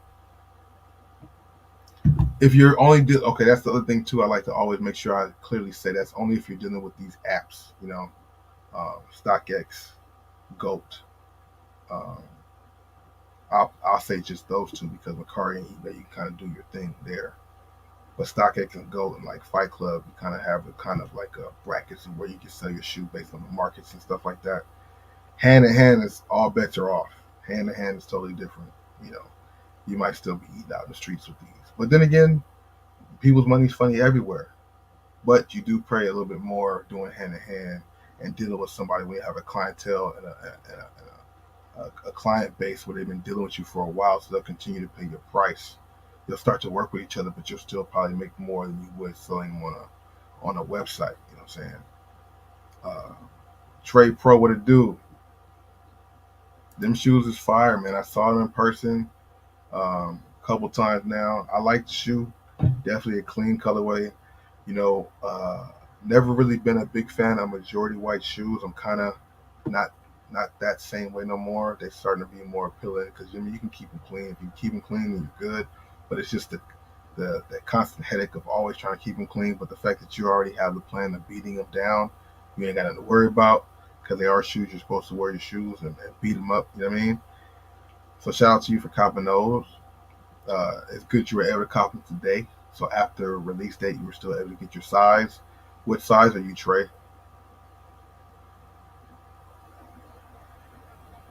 Yeah, Stephs. I was talking about it a little earlier in the stream today. To briefly recap it, I mean, it was expected for that to be a split. I didn't think the Lakers would go and go 2-0. I would like for it to happen. I didn't even think they would really come out with the full instincts of doing it.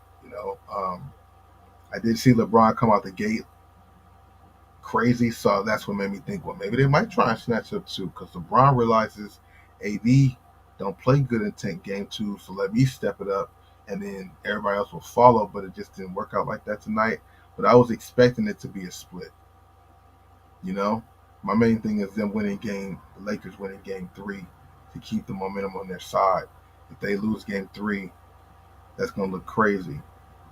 It's gonna be a little iffy then. The confidence will drop a little bit. But the Lakers aren't that team that they were before the trade, though. Like they don't fold like that, like that. They got guys who are kind of, you know, not phased by their last possession or last game. It seems like when it comes to like Rui, D'Lo, Austin, they don't get their head down when the play don't go their way or something like that. So that's key right there. And for Rui to do what he did today, lets you know he's still clicking on all cylinders. They need to get him as minutes as he needs to. Hopefully, he can keep that 3 point shooting going. Because as if he stays locked in with his shooting like that, LeBron's gonna find him some good shots, some good open. I mean, everybody will find them, but LeBron especially when LeBron starts posting up like he started doing a little bit today, and he's great at them cross court passes, hitting you right in the shooting pocket. So I mean, 1-1 is naturally what it's supposed to be.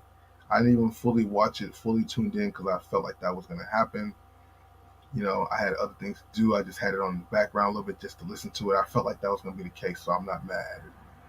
You know, had Lakers been down 1-0, and then this game was here and they lost, I'd be a little bit more disappointed right now. But it is what it is. That's what's expected. Yeah, at some point I will get to some more reactions and stuff. I gotta work out some more kinks. My laptop be kind of acting crazy when it comes to loading videos. Like I just tried to play that video earlier for you guys, and you guys were saying it was real choppy. It didn't seem choppy on my end, but I guess with the playback it would be. So once I'm able to work that out, which I will be addressing some of that too, I will be getting into reactions like that because I do have videos I want to react to even now. You know what I mean? But with me not having my mixer yet, which is something I will be grabbing soon, I'm not even able to hear the videos that I'm playing for you guys. You guys can hear it, but I can't hear it, and yeah. But like if somebody came and joined me and we're in here together, I could hear them. They could hear me. You guys could hear them. But just for some reason, all the audio goes off because of my mic being plugged in directly to the laptop. But we getting there. I forgot about the mixer. I don't know why. I thought people got mixers as optional. I didn't know that you would need it. Because people usually have the mixers and then they have all the little sound drops and stuff. So I thought that was just like something people were doing. But nah. But I know now. uh, yeah. So I mean, I didn't watch the game. Like I wasn't glued to the game, like was in game one in a sense of knowing how the possessions worked. But from what I've seen in the stats, it just seems like Clay got loose a little bit more than he did before. AD didn't show up like he did the first game, and that's kind of point blank. Period. I mean, I could even just erase the first part about Clay and say AD didn't show up because LeBron showed up, even though he had around the same amount of points that he had last game, but he got them much quicker, much faster. He had like I don't remember how many points, but didn't he have like 18 or 17 or 15 points after the first quarter or half? He came out killing. He came out on fire. So you know, if AD adds what he did yesterday or first game, then that's a wrap. So I mean, I think point blank period, it comes down to AD not having a game one more than the Warriors doing something. I think I think size 12 full size run, dope. Wow, full size run of the threes, and you got a 12, which is a bigger size, a money size, but like I just showed you right here with the StockX, size 12 right now going for 235, which if you sold it for 235, just to give you the actual price of it, you would only get back 219, so you would actually lose some money. So people's not in the game of losing money for damn sure. You know, that's the crazy part about it, man. But for the consumer part of it, it's a great thing. You know, it's a great thing. Let me go to the buy side. Yeah, because if you're buying, let me see.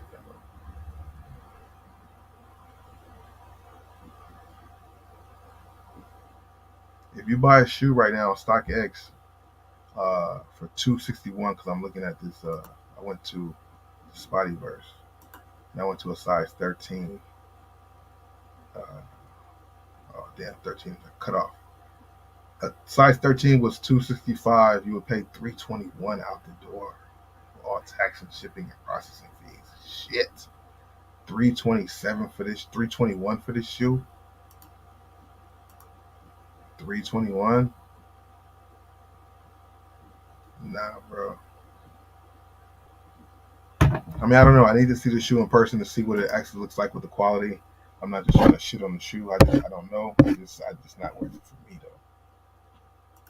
And the Wizards sitting around like we saw, like you said, they're sitting full size run, and I seen them not going for nothing. The lowest ask or the last one sold for I think 150. I just see right now, or lowest ask is 150. That's a men's size. Okay, the last one sold for 235. Oh, the lowest ask is a size. It's 150 for a size 3.5. One thing I never noticed. Maybe somebody here could figure it out. Maybe they might know.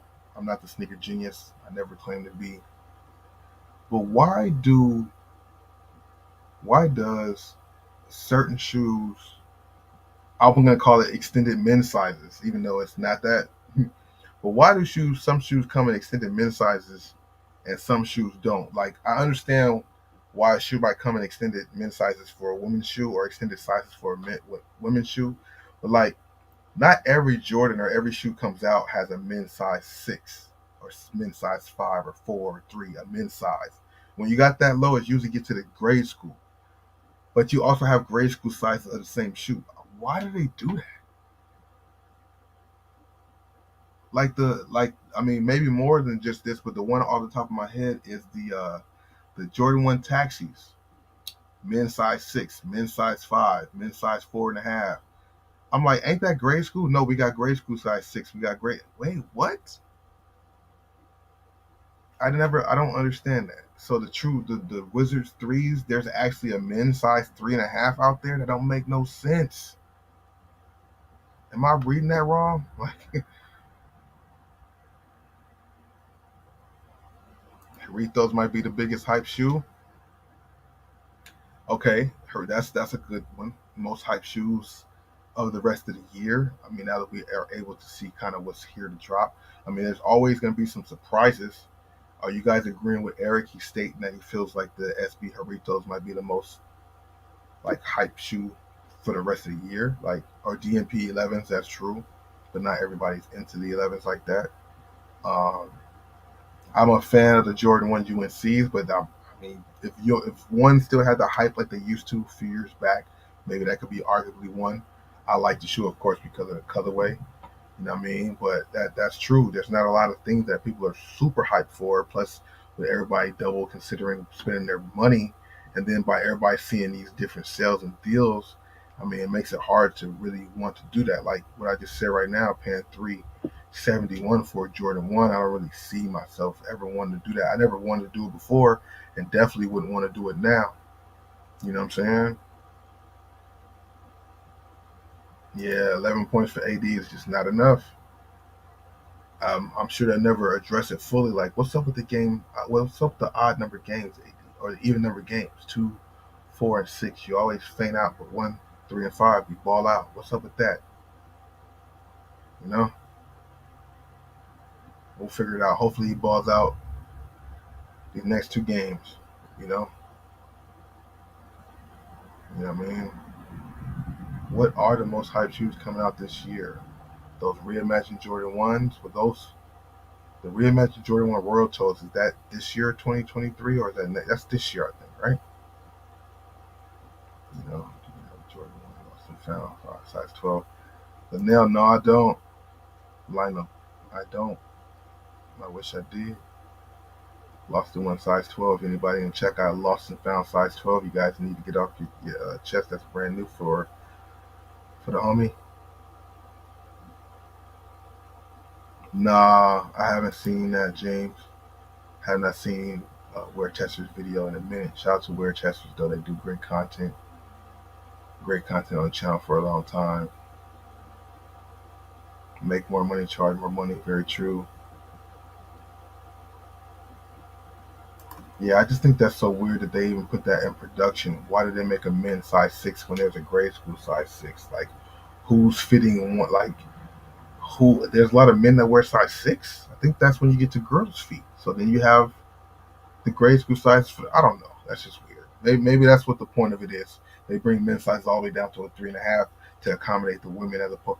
But I believe they still have grade school pairs. Weird. Like if a shoe comes out, I think like the UNC uh, fives, they didn't have grade school sizing, but I think they went down to you know like the smaller sizes in men's, right? I think that's what happened. You know, so I don't know, man. That's so weird. I think that's just weird. Oh no, see, they didn't. That's what I'm saying. The UNC fives only went to a men's size 7. That's where it stopped. There was no grade school pairs, no nothing. That would have been the perfect shoe because a lot of girls out there wanted this shoe. That would have been a great shoe to go down to size 3.5 in the men's size, so some women kind of fit. I don't understand I don't understand it.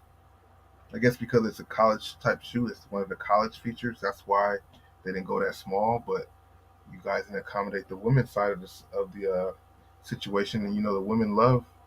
A lot of women like those Jordan 5 UNCs. Yeah, that's true. Men's might be wider than that's very true. Yeah, those dunks are crazy, man. A lot of people are looking forward to those dunks. I've heard a lot of people speak on those dunks for sure. A lot of people speak on those dunks for sure. A lot of people. I seen this thing earlier today, kind of switching the topic slightly. Jay-Z getting credit for writing more songs for people. They went into a bunch of songs that he listed. I didn't know he was writing so many songs out here. I know about a lot of songs he wrote before, but he wrote a lot of new songs too. I had no idea. Just to spotlight that a little bit. 5 songs he didn't know Jay-Z wrote. I love the Doe, Notorious B.I.G. I knew that. Still D.R.E. by Dr. Dre and Snoop Dogg. I knew that. Mariah Carey's Heartbreaker. I don't know if I remember hearing that he wrote that or co-wrote that. But I did hear that he wrote Rihanna's Umbrella. Big records holds writing for other people.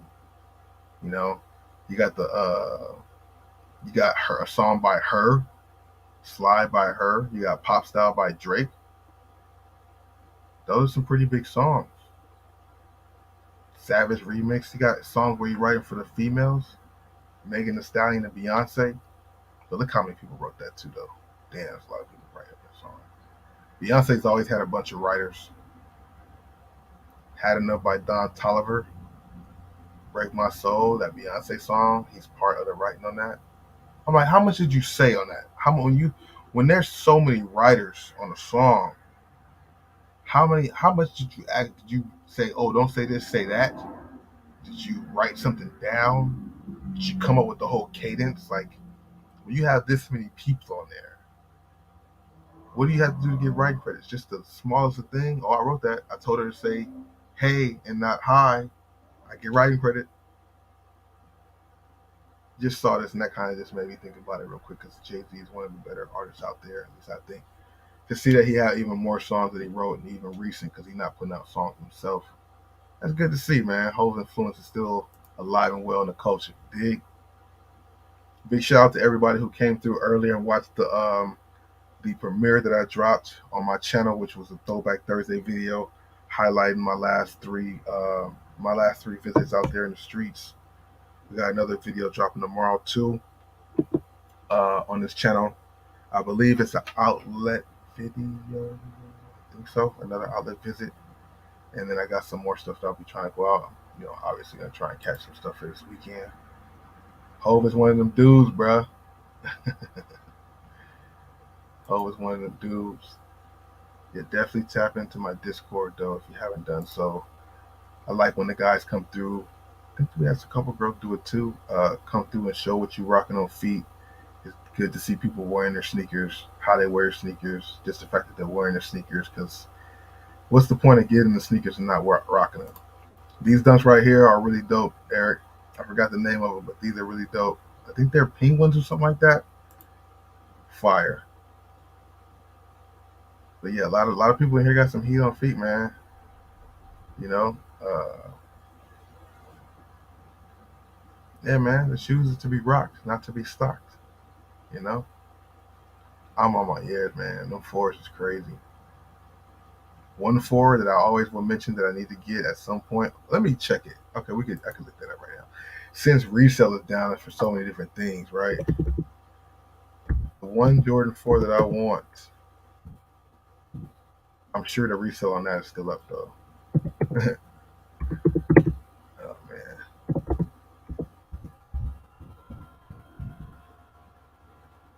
yeah. One of the best Jordan 4s in my opinion. Probably not yours. Probably not yours, but mine. One of my favorite Jordan 4 retros that I would like to add to my collection is the Jordan 4 with the best color combination, navy blue, red, black, and white. I think these winterized 4s are just ridiculous. Let's check them out really quick on StockX. Yeah, see, people be playing with that size 13, bro. 559, never gonna happen. Wouldn't it be so dope if the outlets, if they bringing back all these random shoes, they brought out the 4s the other day, whatever else they want to bring out random shoes, bring out one of these and let me find them, man. Bring out one of these and let me find them. You know, that's what I'm trying to say. The John Morant's had a resale. Did it drop 160? I mean, that's still over retail, but that's not much over retail considering the first day they retail for 110. The first day they were kind of up there. Yeah, 160, 190. That's not too bad. I'm sure people, even with those shoes, man, I'm sure people were like, disappointed. They might have thought they could have got a little bit more for them, but not. You know, it's what it is, bro. That's just a sneaker world that we in. What are you gonna do about it? I'm curious to see if what would have to happen to make those Spidey versus spike in price now, as opposed to having to wait some time for it to actually spike up. You know what I'm saying?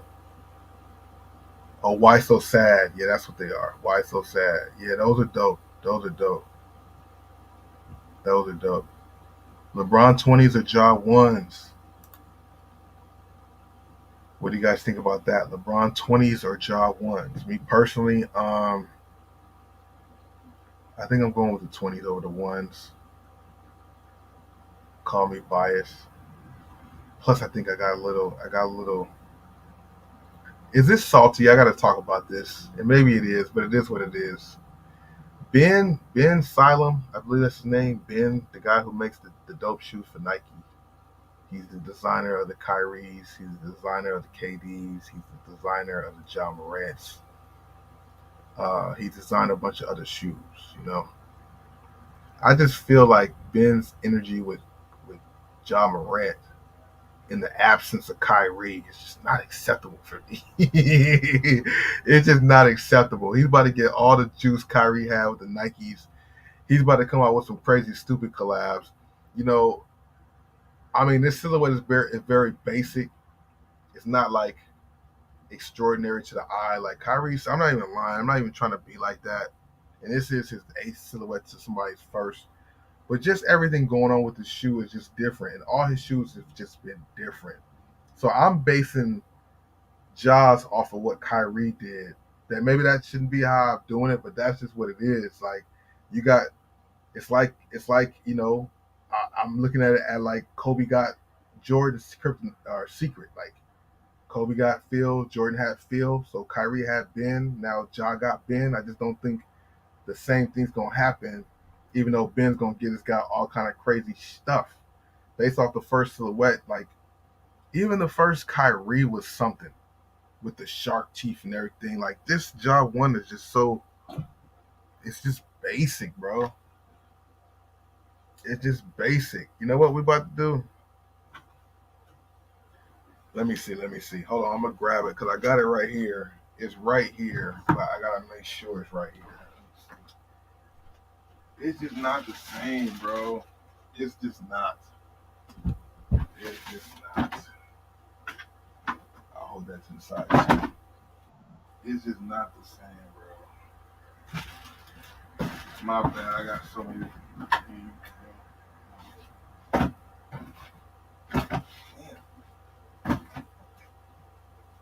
Damn.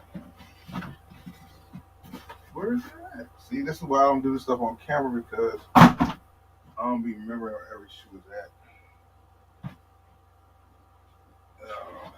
Hold on. So I gotta get this shoe to do it now. It might be this box right here. I hope it's this box right here. Damn.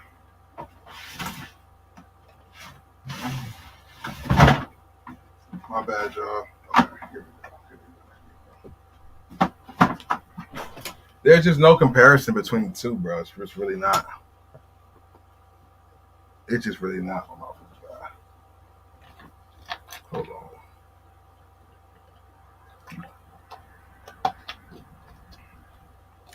Ja one's a broke man's LeBron. That's hilarious. That's hilarious. And I'm definitely not trying to hate. Shout out to Ja. He's great. But yeah, I just don't feel like they doing the job for me. I like him, but I don't think they're doing a good enough job for me. Um, so you got this. Oh yeah, but I don't know. I think I answered you. I will go with the LeBron 20 over the Ja 1. Definitely. Definitely. XX with more premium. Yeah, the 20 is definitely more premium for sure.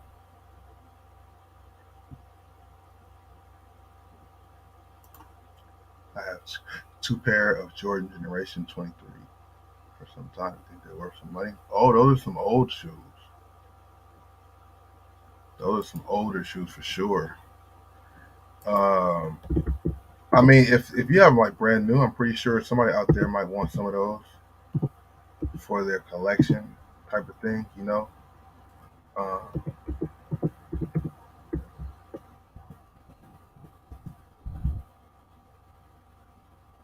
oh no, my bad. I thought you were talking about. I didn't know what you were saying off the top. The Jordan Generation 23, bro. I don't think no. I don't think there's too much resale for those. Those weren't really something that people were going for. I just looked it up really quick. I'm gonna get to this other comparison quick. But yeah, looking these up right here. Jordan Generation 23. These shoes, these shoes used to trick me inside Ross. I would see these shoes in Ross, and they would trick me because when you see them on the floor, like on the bottom looks like a Jordan 12. So I thought I saw some Jordan 12 a couple times at Ross. Yeah, not so much the Jordan generations. For the Winterize for go tab. I put Winterize fours use on go. Oh, you did? What size were you selling them? Cali Perks, what's going on with you, bro? Yeah, man. Getting to it really quick though. Like, shout out to this shoe. It's a cool shoe. The design of it is not bad. I'm not mad at it, not hating on it. But it just seems real basic and plain. I think it's more hype because of the name, the jaw. But like when you compare it to this first silhouette, it just don't compare. And it had like 20 colorways of this shoe. But like, look at this. Let me get them both in a good lighting. No, there's no way the Jaw One competes. There's no way the Jaw One competes with the Kyrie one, bro. The shark teeth, the K right here with the strap kind of, I forgot what it's called, but it's on a lacing system. The TPU tape has like the K right there. You got the dinosaur turtle back or whatever. This thing is just so much more crazy. Deceptive red. Now when this jock comes out in a red colorway, we'll see. But and the thing is, you when you come out with a shoe later in the years, you have more technology and more ideas that come out with to be better than the predecessors. And this one is not better than the Kyrie one. I'm sorry. Let me know if you guys agree with that. Maybe I'm tripping, maybe not. But you know, it just is what it is. It is what it is, man. Not hating on Jaw. Jaw's a great player, but you just can't compare the Kyrie one to the Jaw one. And every time I think of the Jaw one, I think of the Kyrie situation. I'm just like, and this who y'all dropped for this guy? Even though that's not what happened. A lot of people say, these things were set in stone. But to me, I don't believe in coincidences like that. They've been having problems with Kyrie since last season. When he first talked about the Kyrie Infinity. You know what I mean? And I guess he had some more problems with them behind the scenes before, just on creative direction, so they just never really got out. I guess they were kind of fed up with him. But like Ja Morant and Devin Booker, to me, the way it looks and the way it seems is that those two athletes are replacing Paul George and Kyrie. And I don't know what the fuck they're gonna come out with for Devin Booker. Cause like, what other silhouettes could they come out with? Now that shoe that they gave Sabrina, that Ben made, that looks like a Kyrie all day. That should have been a Booker shoe. They gave it to Sabrina. They giving Booker GT cut too low PEs that don't. What is Booker shoe gonna look like? A Kobe 6, a Kobe 4, since that's all he wears? Like, I don't think these new athletes is gonna do. I thought PGs did better than they're claiming they did. There hasn't still been like an official report that PG's done with Nike, but everything points to that. From what he was wearing, um, to not many colorways dropping as many colorways as before. No big collabs. They had the Hot Wheels collab, and that was really it. I think it was just the Hot Wheels collab, and then they did the what the. We didn't get no PlayStation PG6, no Fisherman type PG6, no NASA PG6. I was hoping to get a NASA colorway. They just said no to PG like that. Man, that's crazy. If they came out with some G units, you would buy a pair. There's a few places out there that still got some G units, but they tax it for them. Oh, not some just in the used section. Okay. Kyrie's is way better. I'm trying to tell you, man. The ones was ridiculous, bro. Oh, House of Hoops. Okay. Kyrie 1 through 7. Yep. You're not really feeling the infinities. Those are the favorite Kyrie's of all time. The Deceptive Reds, man. I remember seeing them. I think the first time my attention was drawn to the Kyrie, this particular colorway, especially like this was the colorway that like sparked me to want to get them. This one and the opposite colorway, the black dominant one. But I seen LeBron wearing these one time, um, like after a game or before a game, and I wasn't into the Kyrie's like that. I'm like, what the hell is that? And then I was like, oh, those Kyrie's okay. And then just seeing some more colorways come out, and they just dope, bro. This right here, the Deceptive Red is just fire. The Shark Chiefs, they was ahead of the game from his first sneaker, bro. No bullshit, bro. They was on point from his first sneaker. The sneaker I don't like the most out of all the Kyrie's is the two silhouette, but it's still a cool silhouette. You know what I'm saying? The Kyrie and sneaker room collabs were definitely off the charts. I know you have a pair of two of those sneaker rooms. I was able to grab a pair of two. The sneaker room collab was definitely dope with Kyrie. Kyrie had plenty of collabs that was dope. You know what I'm saying? The only person I see, okay, there's a couple people doing similar to what Kyrie did, but not the same way. Like Melo and Puma doing the right thing. They're doing a Kyrie thing where they got like a silhouette. Each silhouette has a bunch of colorways, but only thing is, Melo only has one collab. Kyrie had like three or four on his first silhouette, if I'm not mistaken. At least two to three. But just in general, every silhouette had multiple collabs. And as of now, Melo's only doing one collab with his shoe. If I'm missing something else, let me know. Um, Rick and Morty is his thing. I don't think he's done any other collabs. Yeah. Um, but yeah, man, the themes and just everything with it is just something different, bro. Yeah, yeah, cool. He didn't even really wear his own shoes this season. I think some of the games like early in the season, very beginning of the season, he might have been spotted wearing a couple PG6s, but after that it was a whole bunch of older PGs and like Kobe's and stuff.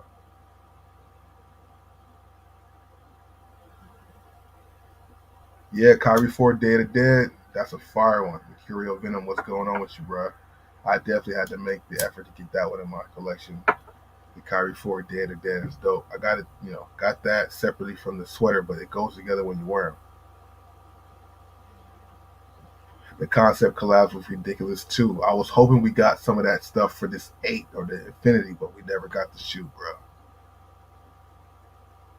Do a poll on which one. Oh, yeah, yeah, yeah. Kyrie one or Ja one. Kind of late, but you're right. You're right. You're right. You're right.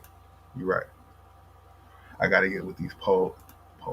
I got to get with these polls. I got to. Oh yeah, in this poll.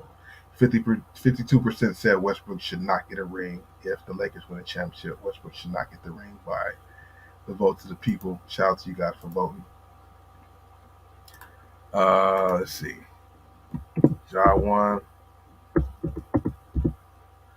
or Kyrie won.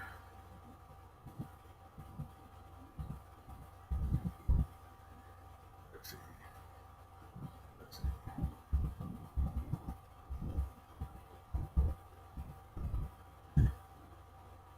Third sneaker. Kyrie won or Ja won. To be or not to be, that is the question.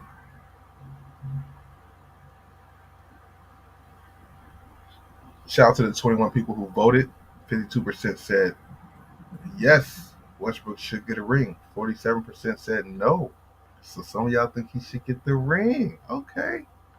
The majority of the people said they think Westbrook should get the ring if they got a championship this year. Not mad at that. Not mad at that. Once again, Fat Boy Kicks, good looking out on a suggestion. You know what I mean? Yeah, that's crazy to see, man. We gotta see what's happening with these next few shoes that's coming out. Kyrie signing to Lee Ning, I heard. I wouldn't be mad at that. Lee Ning's design of shoes are ridiculous. Like they gotten a lot better since they first came out. Like them wayaways, a lot of them wayaways look hard, man. A lot of them they got some good silhouettes. They got good cushioning. They got amazing grip. If he went to Lee Ning, that'd be dope. I wouldn't be. Well, okay, it's a little bit of both. Like I'll be kind of a little saddened, but I mean he's done with the creme de la creme for me. Of course, when it comes to basketball, if he went to Adidas, I don't know if they can capture the aesthetics of a Kyrie just based on their history. You know, Li Ning seems like they can kind of go with the aesthetics of the Kyrie. You know, so that's why it makes sense. But the thing with Li Ning is they're not really available in the states like that. Even though they're getting better at that and having more ways for you to get the shoe, that's the only thing. There's not gonna be like drops like that. You know. But they definitely could come out with a dope silhouette. They definitely could come out with a bunch of colorways. I'm not mad at it. I'm not mad at that. That'd be crazy. I haven't really heard that though.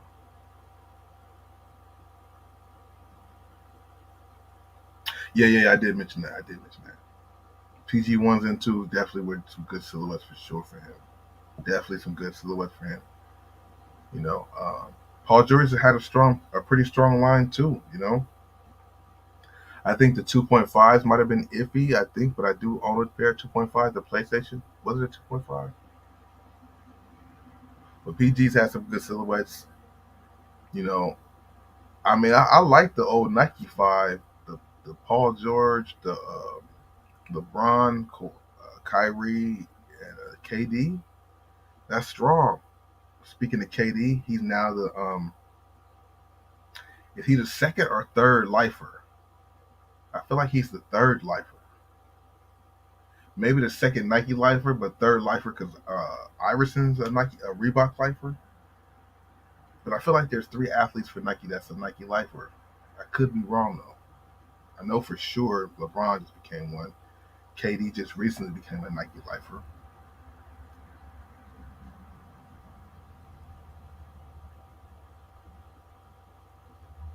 Wait, some Li Nings are selling on Flex? Really? That's dope that Li Ning is selling Flex or selling on Flex. Yeah, exactly. The way they're dope. 259. They sent me. I don't know how that's working, but they sent me a couple shoes, and I like them, but I wouldn't cop them because they're a little expensive. But they're definitely great performance sneakers. I'm not just saying that because they sent me the shoes either. The Way Away 10, the triple white one that I did, the hot white heat or whatever colorway. The shoe was dope. The boom technology that they use and the grip traction on there, perfect for the court. I can only imagine what they like on the court. When you go to the grocery store, them things squeak on the floor. So I can only imagine on a hardwood court. You know, definitely. Kobe, LeBron, and Jordan. Oh, I don't know if Jordan's. No, I don't. I don't know. That's the thing, Eric. I don't think Kobe wasn't a Nike lifer. He wasn't a Nike lifer, and I think that's part of his issues he was having with Nike because they wanted him to do that, and he didn't want to be a Nike lifer. Because all rumors report to he was headed out of Nike. He was not happy with Nike, and he was going to start his own brand of shoes under his Mamba stuff. And some of his head athletes was going to be like Donovan, no, Trey Young. I don't know if it was Tatum. It was somebody else too, but he had a line of athletes he was going to have for his own sneakers. He was on his way out of Nike, and I think some of it was over. It was over the just distribution of the shoes. One of the issues, but he was also not happy. That's why he was about to leave Nike. So I don't. Kobe wasn't a Nike lifer, but LeBron is. I don't think Jordan's ever been a Nike lifer either. But maybe he is because he got the Jordan under Nike. I don't know. I never really remember hearing reports of Jordan being a Nike lifer. I never really heard of a lifer until first you heard Iverson, but that was just like you only heard it every once in a while because he was like the only person who had a lifetime contract with somebody. I know there's somebody before. I feel like I know like there's somebody before LeBron who was a Nike lifer, but I only remember just thinking Nike lifer was LeBron. Is it Federer? Is it Serena? Because Federer's not with them now, but is it Serena who's a Nike lifer? I don't know. Uh, do you remember what Reggie Miller used to wear? Used to wear? You mean his shoes? Shout out to Reggie Miller, one of my favorite players of all time. One of my first favorite players of all time too. Like when I was really hooping, I really was trying to get to do something. Reggie Miller was like somebody. I was like, yeah, come off screens and shoot it. Come off screens and shoot it. Run these niggas off screens and shoot it. Yeah, you heard about Kobe too. Okay. Tiger Woods. Tiger Woods, Nike lifer. LeBron, Nike lifer. KD, Nike lifer. Exactly. Tiger Woods is the other guy. Tiger Woods is the other guy. Nike lifers. Iverson's the only other guy who I know is a lifer to some other brand, and that's Reebok. I don't even think Shaq is. I think Shaq's just like now the owner. But that's dope though, you know. Um, I mean, I wonder what's the criteria for it. You know, um, I wonder what made them decide to go with KD. Not that he don't deserve it; he definitely deserves it. I'm just saying, like, why now? You know, LeBron became a Nike lifer in year 18, 19. You know, I'm just curious. I don't. I mean, I don't know. Is it about a certain amount of money you make for the company type thing? Like, what establishes that?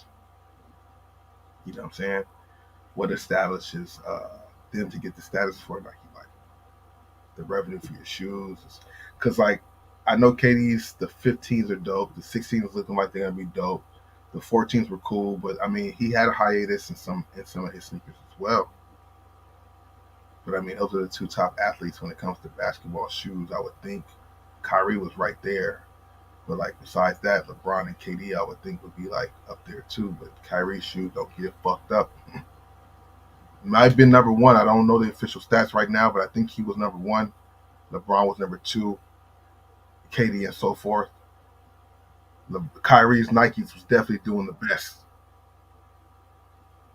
which is so crazy for them to give that up over a shared link. But Tom, the homie Tom, could do what he did that affected people in the physical, and they still dropping his shoes. Crazy. Rafael Nadal, maybe he was it too. Probably true.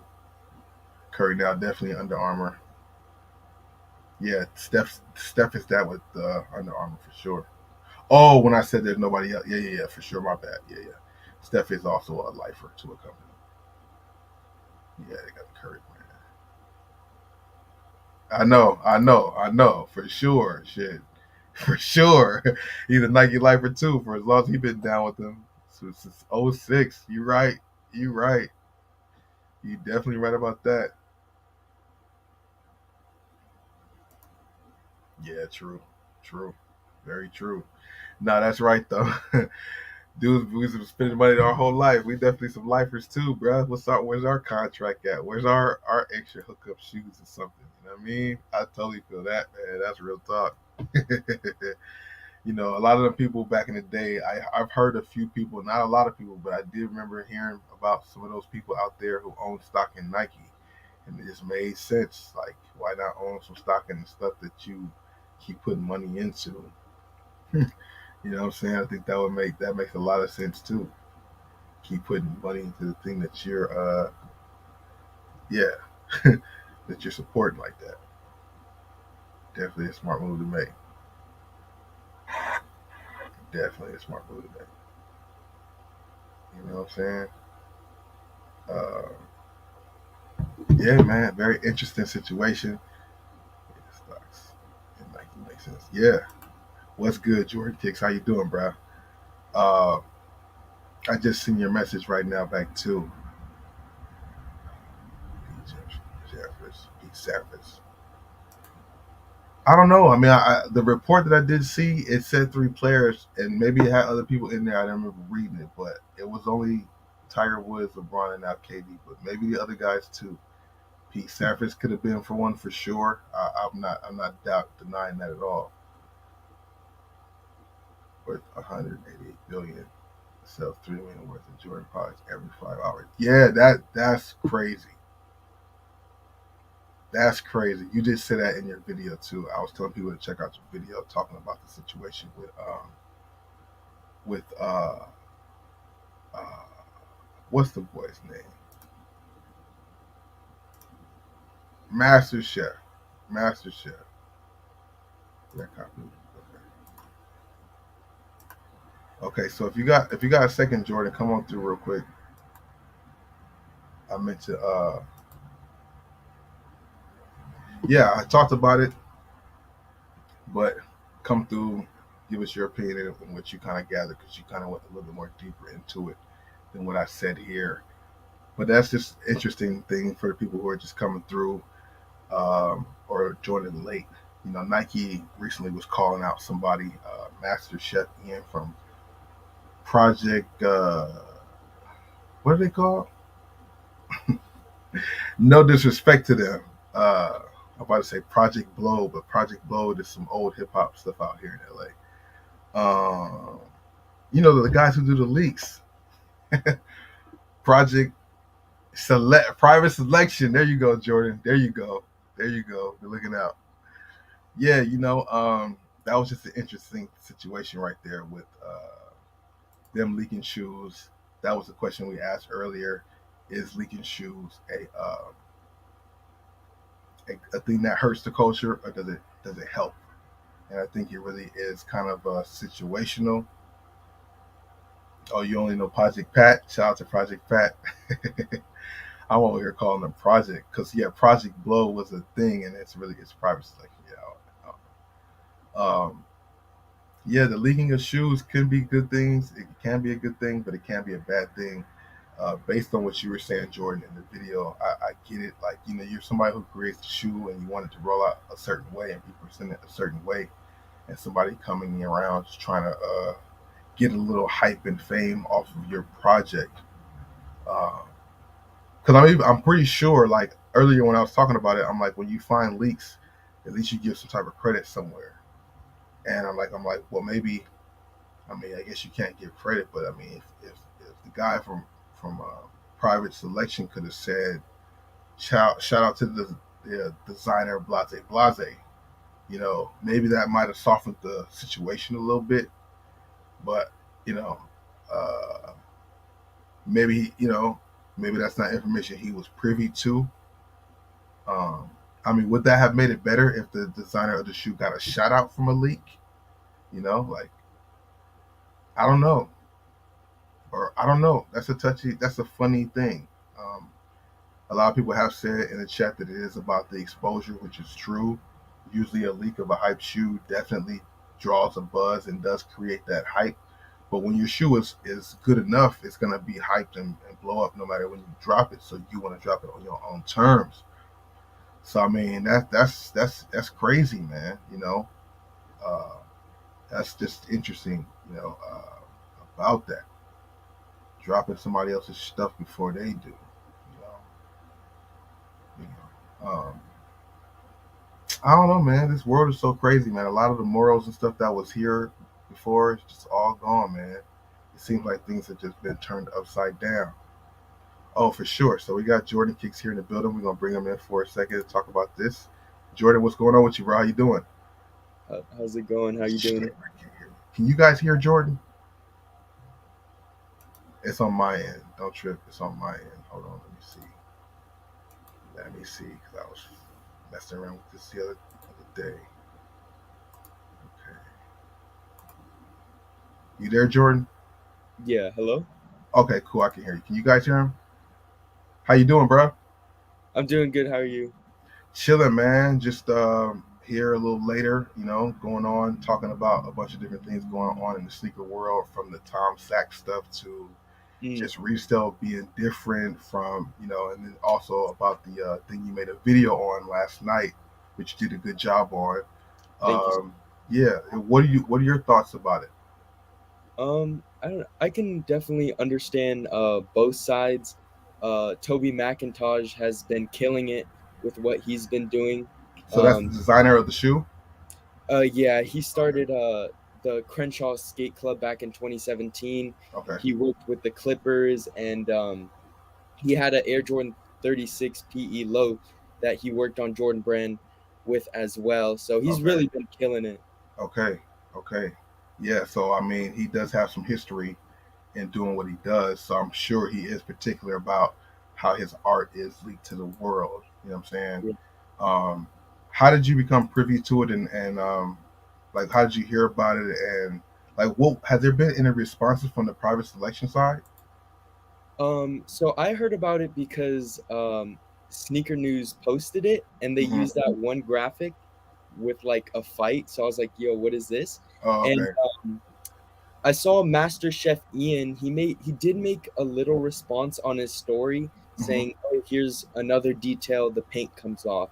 So I'm assuming that was a little shot back at him. That's what I'm saying. I was wondering, like, I'm wondering, like, was his response on some like, humble shit, or was it on some like, like I don't care, I'm gonna still do it? And obviously he didn't care, he still did it. So that's funny.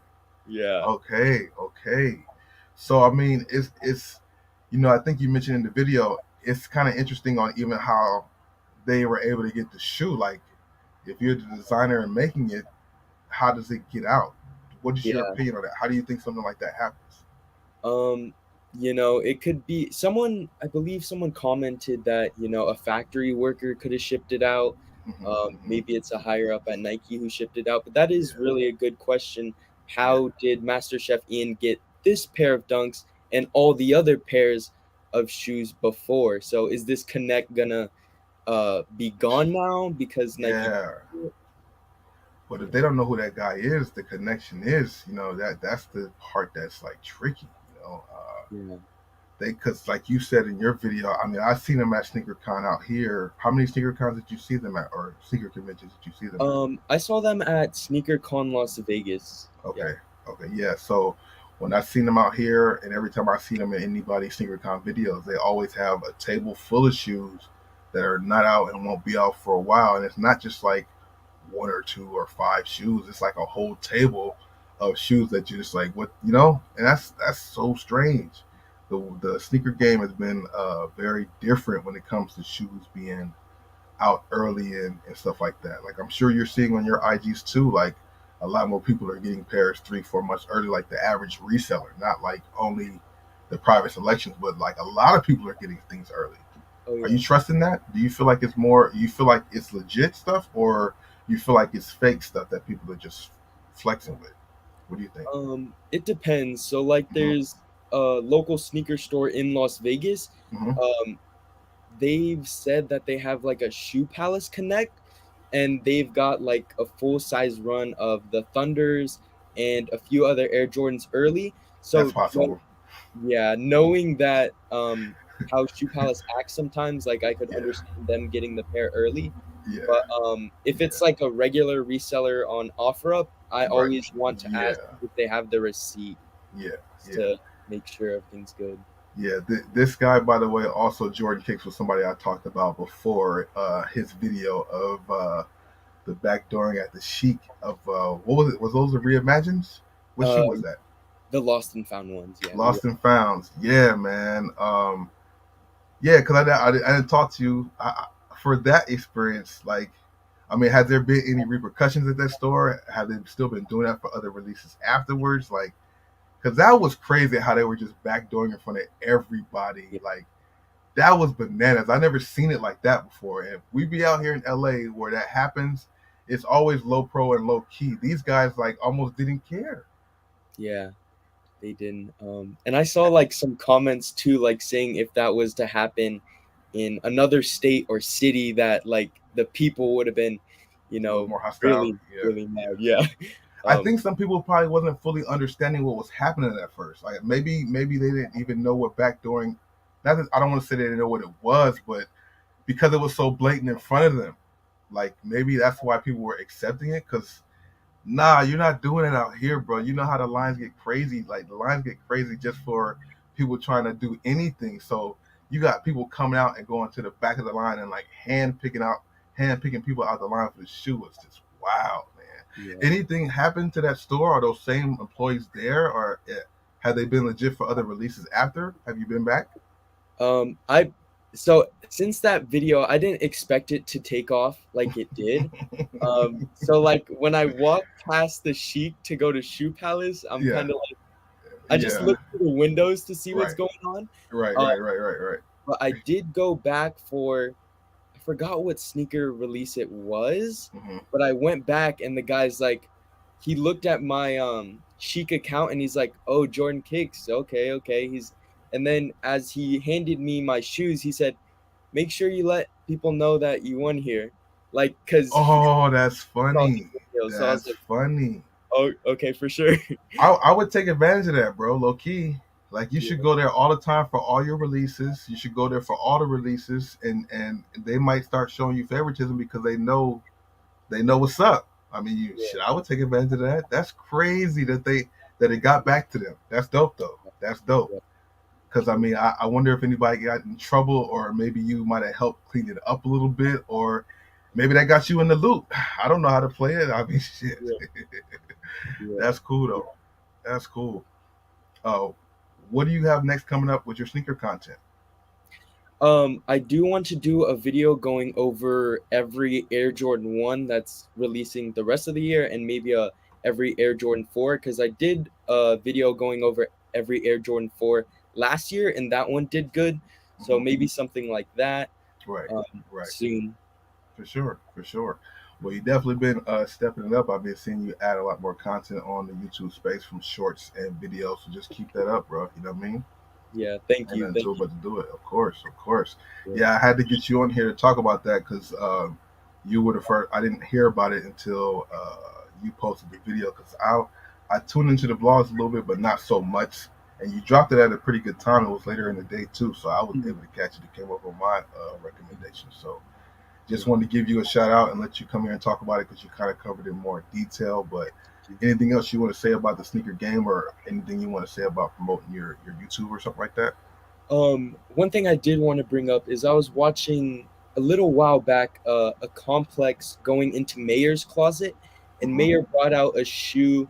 He's like, this shoe got a Nike employee fired because that Nike employee sent it to Mayer, and Nike found out about it. So I wonder if we will be hearing a story like that with Master Chef Ian, if Nike's gonna fire an employee that's Yeah, there. yeah. Because I'm like, how that's it. I mean, it seems like it could be easy for the shoe to get out the facility because, like, I don't think they put trackers on them.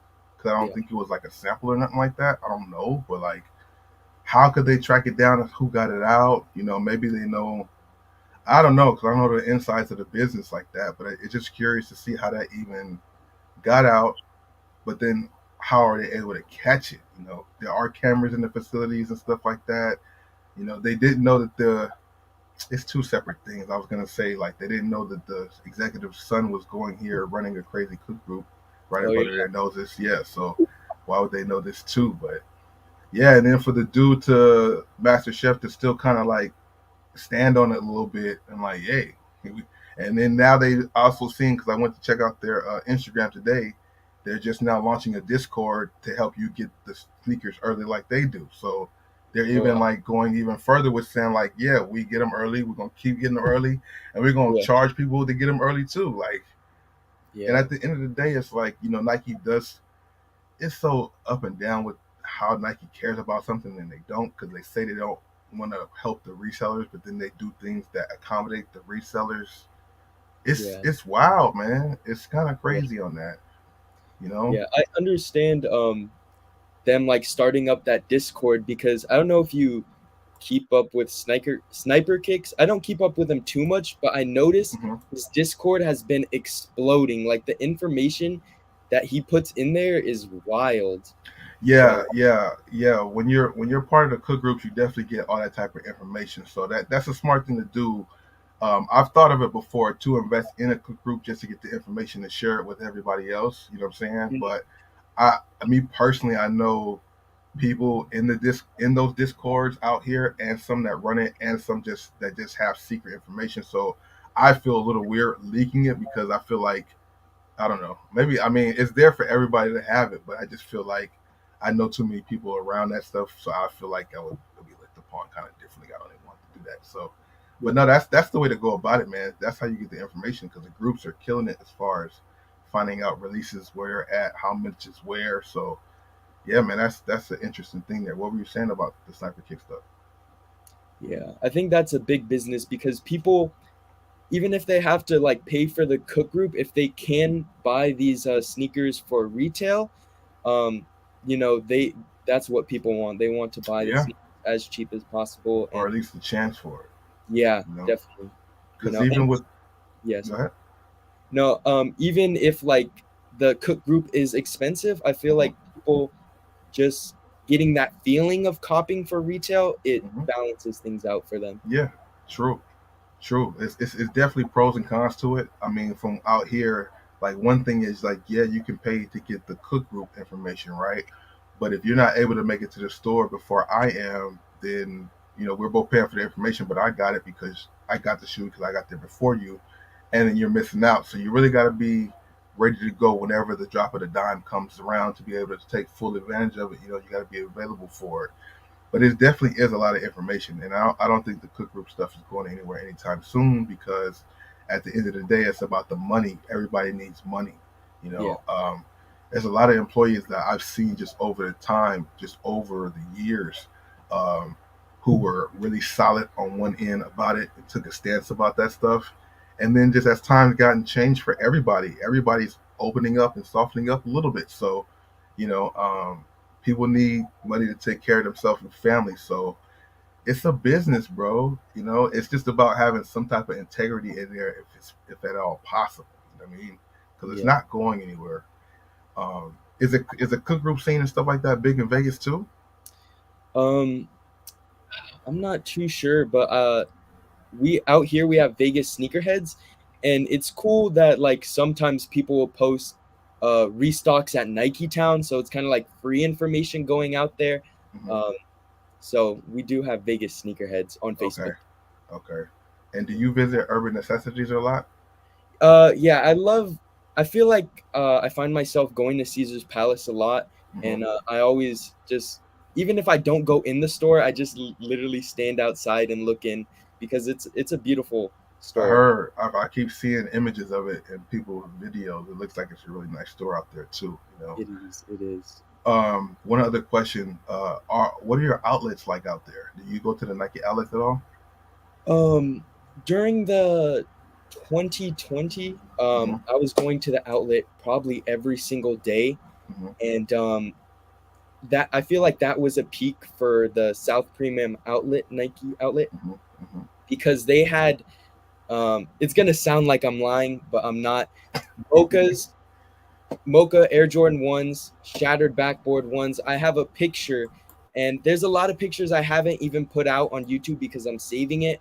Right. On Cliver, Nike SB Dunk Lows, Swarovski, I believe that's how you say it. Yeah. Nike Air Maxes, Okay. Grinch, Kobe 5 rings, Wow. those off white dunks.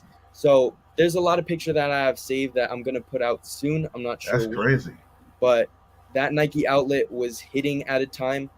Um, but it did go down because things were just getting out of control. I Absolutely. heard that when they brought out the shattered backboard ones, people started pushing each other in the lines. Hmm.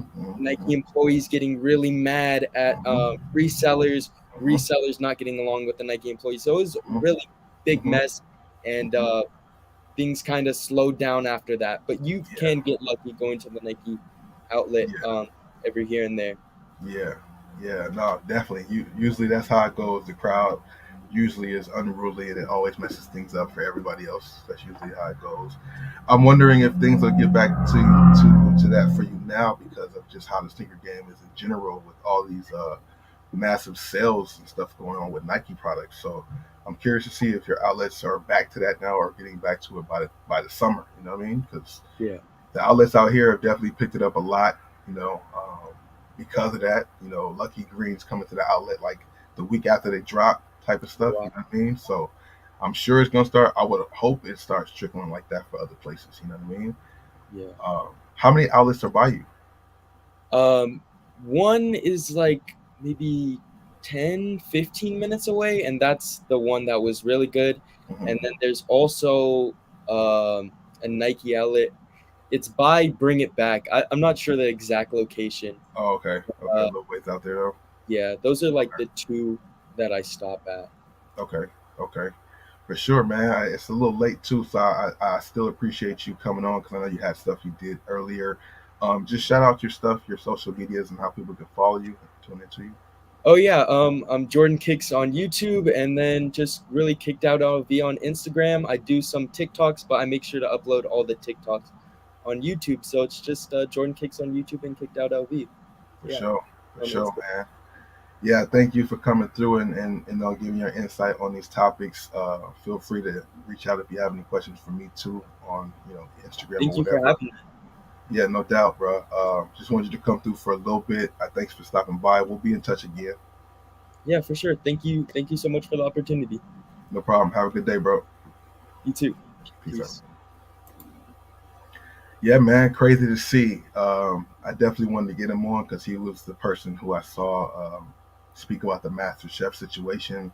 Crazy to see that Master Chef was still kind of like taunting in a sense of just adding more information after he's already been kind of addressed. That was crazy to see. Interesting to see how those Nike outlets were out there. You know, it's so hit or miss with a lot of the outlets, man. It has been and always kind of will be that way. And I'm curious to see will it get back to where he was talking about before because of everything changing, all these shoe stores or all these shoes sitting and going on sale. Does it trickle out to more areas? I feel like being out here in LA and California because we got like high volume of things. I feel like the stores definitely do that thing where I'm sure you guys have heard it. Like if a shoe, if there's a release and one store sells out of it and another one doesn't, or one store has a lot left, then they'll just take their stock and send it to the store where it was selling more. I would assume they would do that a lot with their Nike products when it comes to like markets like LA and maybe New York and stuff like that, because we're gonna get rid of more volume. So maybe that's why we're getting a lot of these things a little earlier than some other places because doing these outlet videos and just videos in general, people are always in the comments talking about like where are you from because we don't get these type of things ever. you know uh, it's just interesting to see. I'm wondering if the the backup of everything and everything being held up and as far as like the prices and things dropping, does that spread out to more states or does it just go to more of the main states? Do we eat more or does the wealth spread out more places? You know what I mean? I feel like I've been to Vegas. I'm like, did I go to a Vegas outlet before? I don't know. I might be getting confused with when I went to Sacramento, went to them other trips. But I felt like I might have been to a Vegas outlet, but if I did, it was a very, very long time ago, so I don't really remember right now. But yeah, as James said, welcome to Friday because it's 12:06. Had no idea the time just be flying. I think I started almost 3 hours ago. Now people have Nike monitors on their. Yep. Oh yeah, all day, all day, all day, all day. That stuff is not stopping anytime soon. That thing is alive and well. I thought at one point it might hinder some stuff because there's not like a lot of things on resale, but there still are certain things on resale, the hype stuff, and you still can use them same cook rules for that same stuff. It's just more competition. You got to put a little bit more work in, a little bit more effort.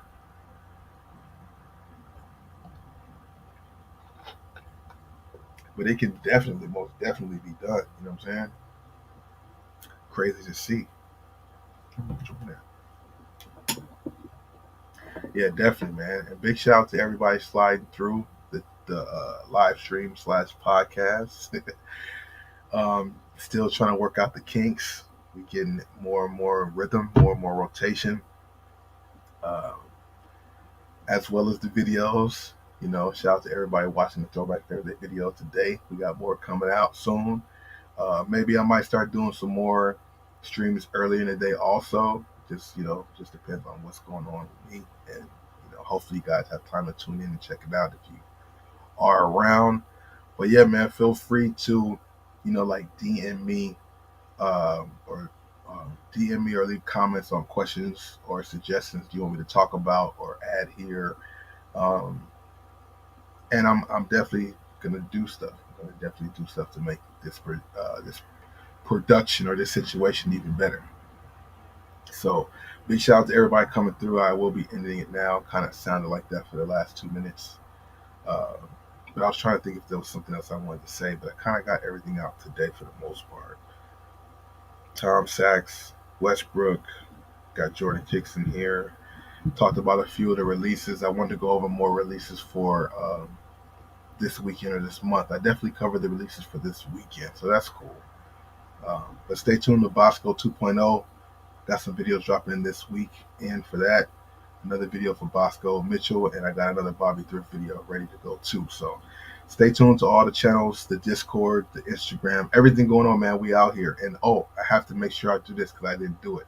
Make sure you check out Bosco'sGoodies.com. I just made another sale today. So shout out to y'all for, clicking and just seeing if there's something there you want. And shout out to the people who actually start buying some things, man. Gonna continue to go there and continue to put more stuff on there as well too. Bosco'sGoodies.com. I'll see y'all in the next stream, in the next video. Deuces. Have a good night.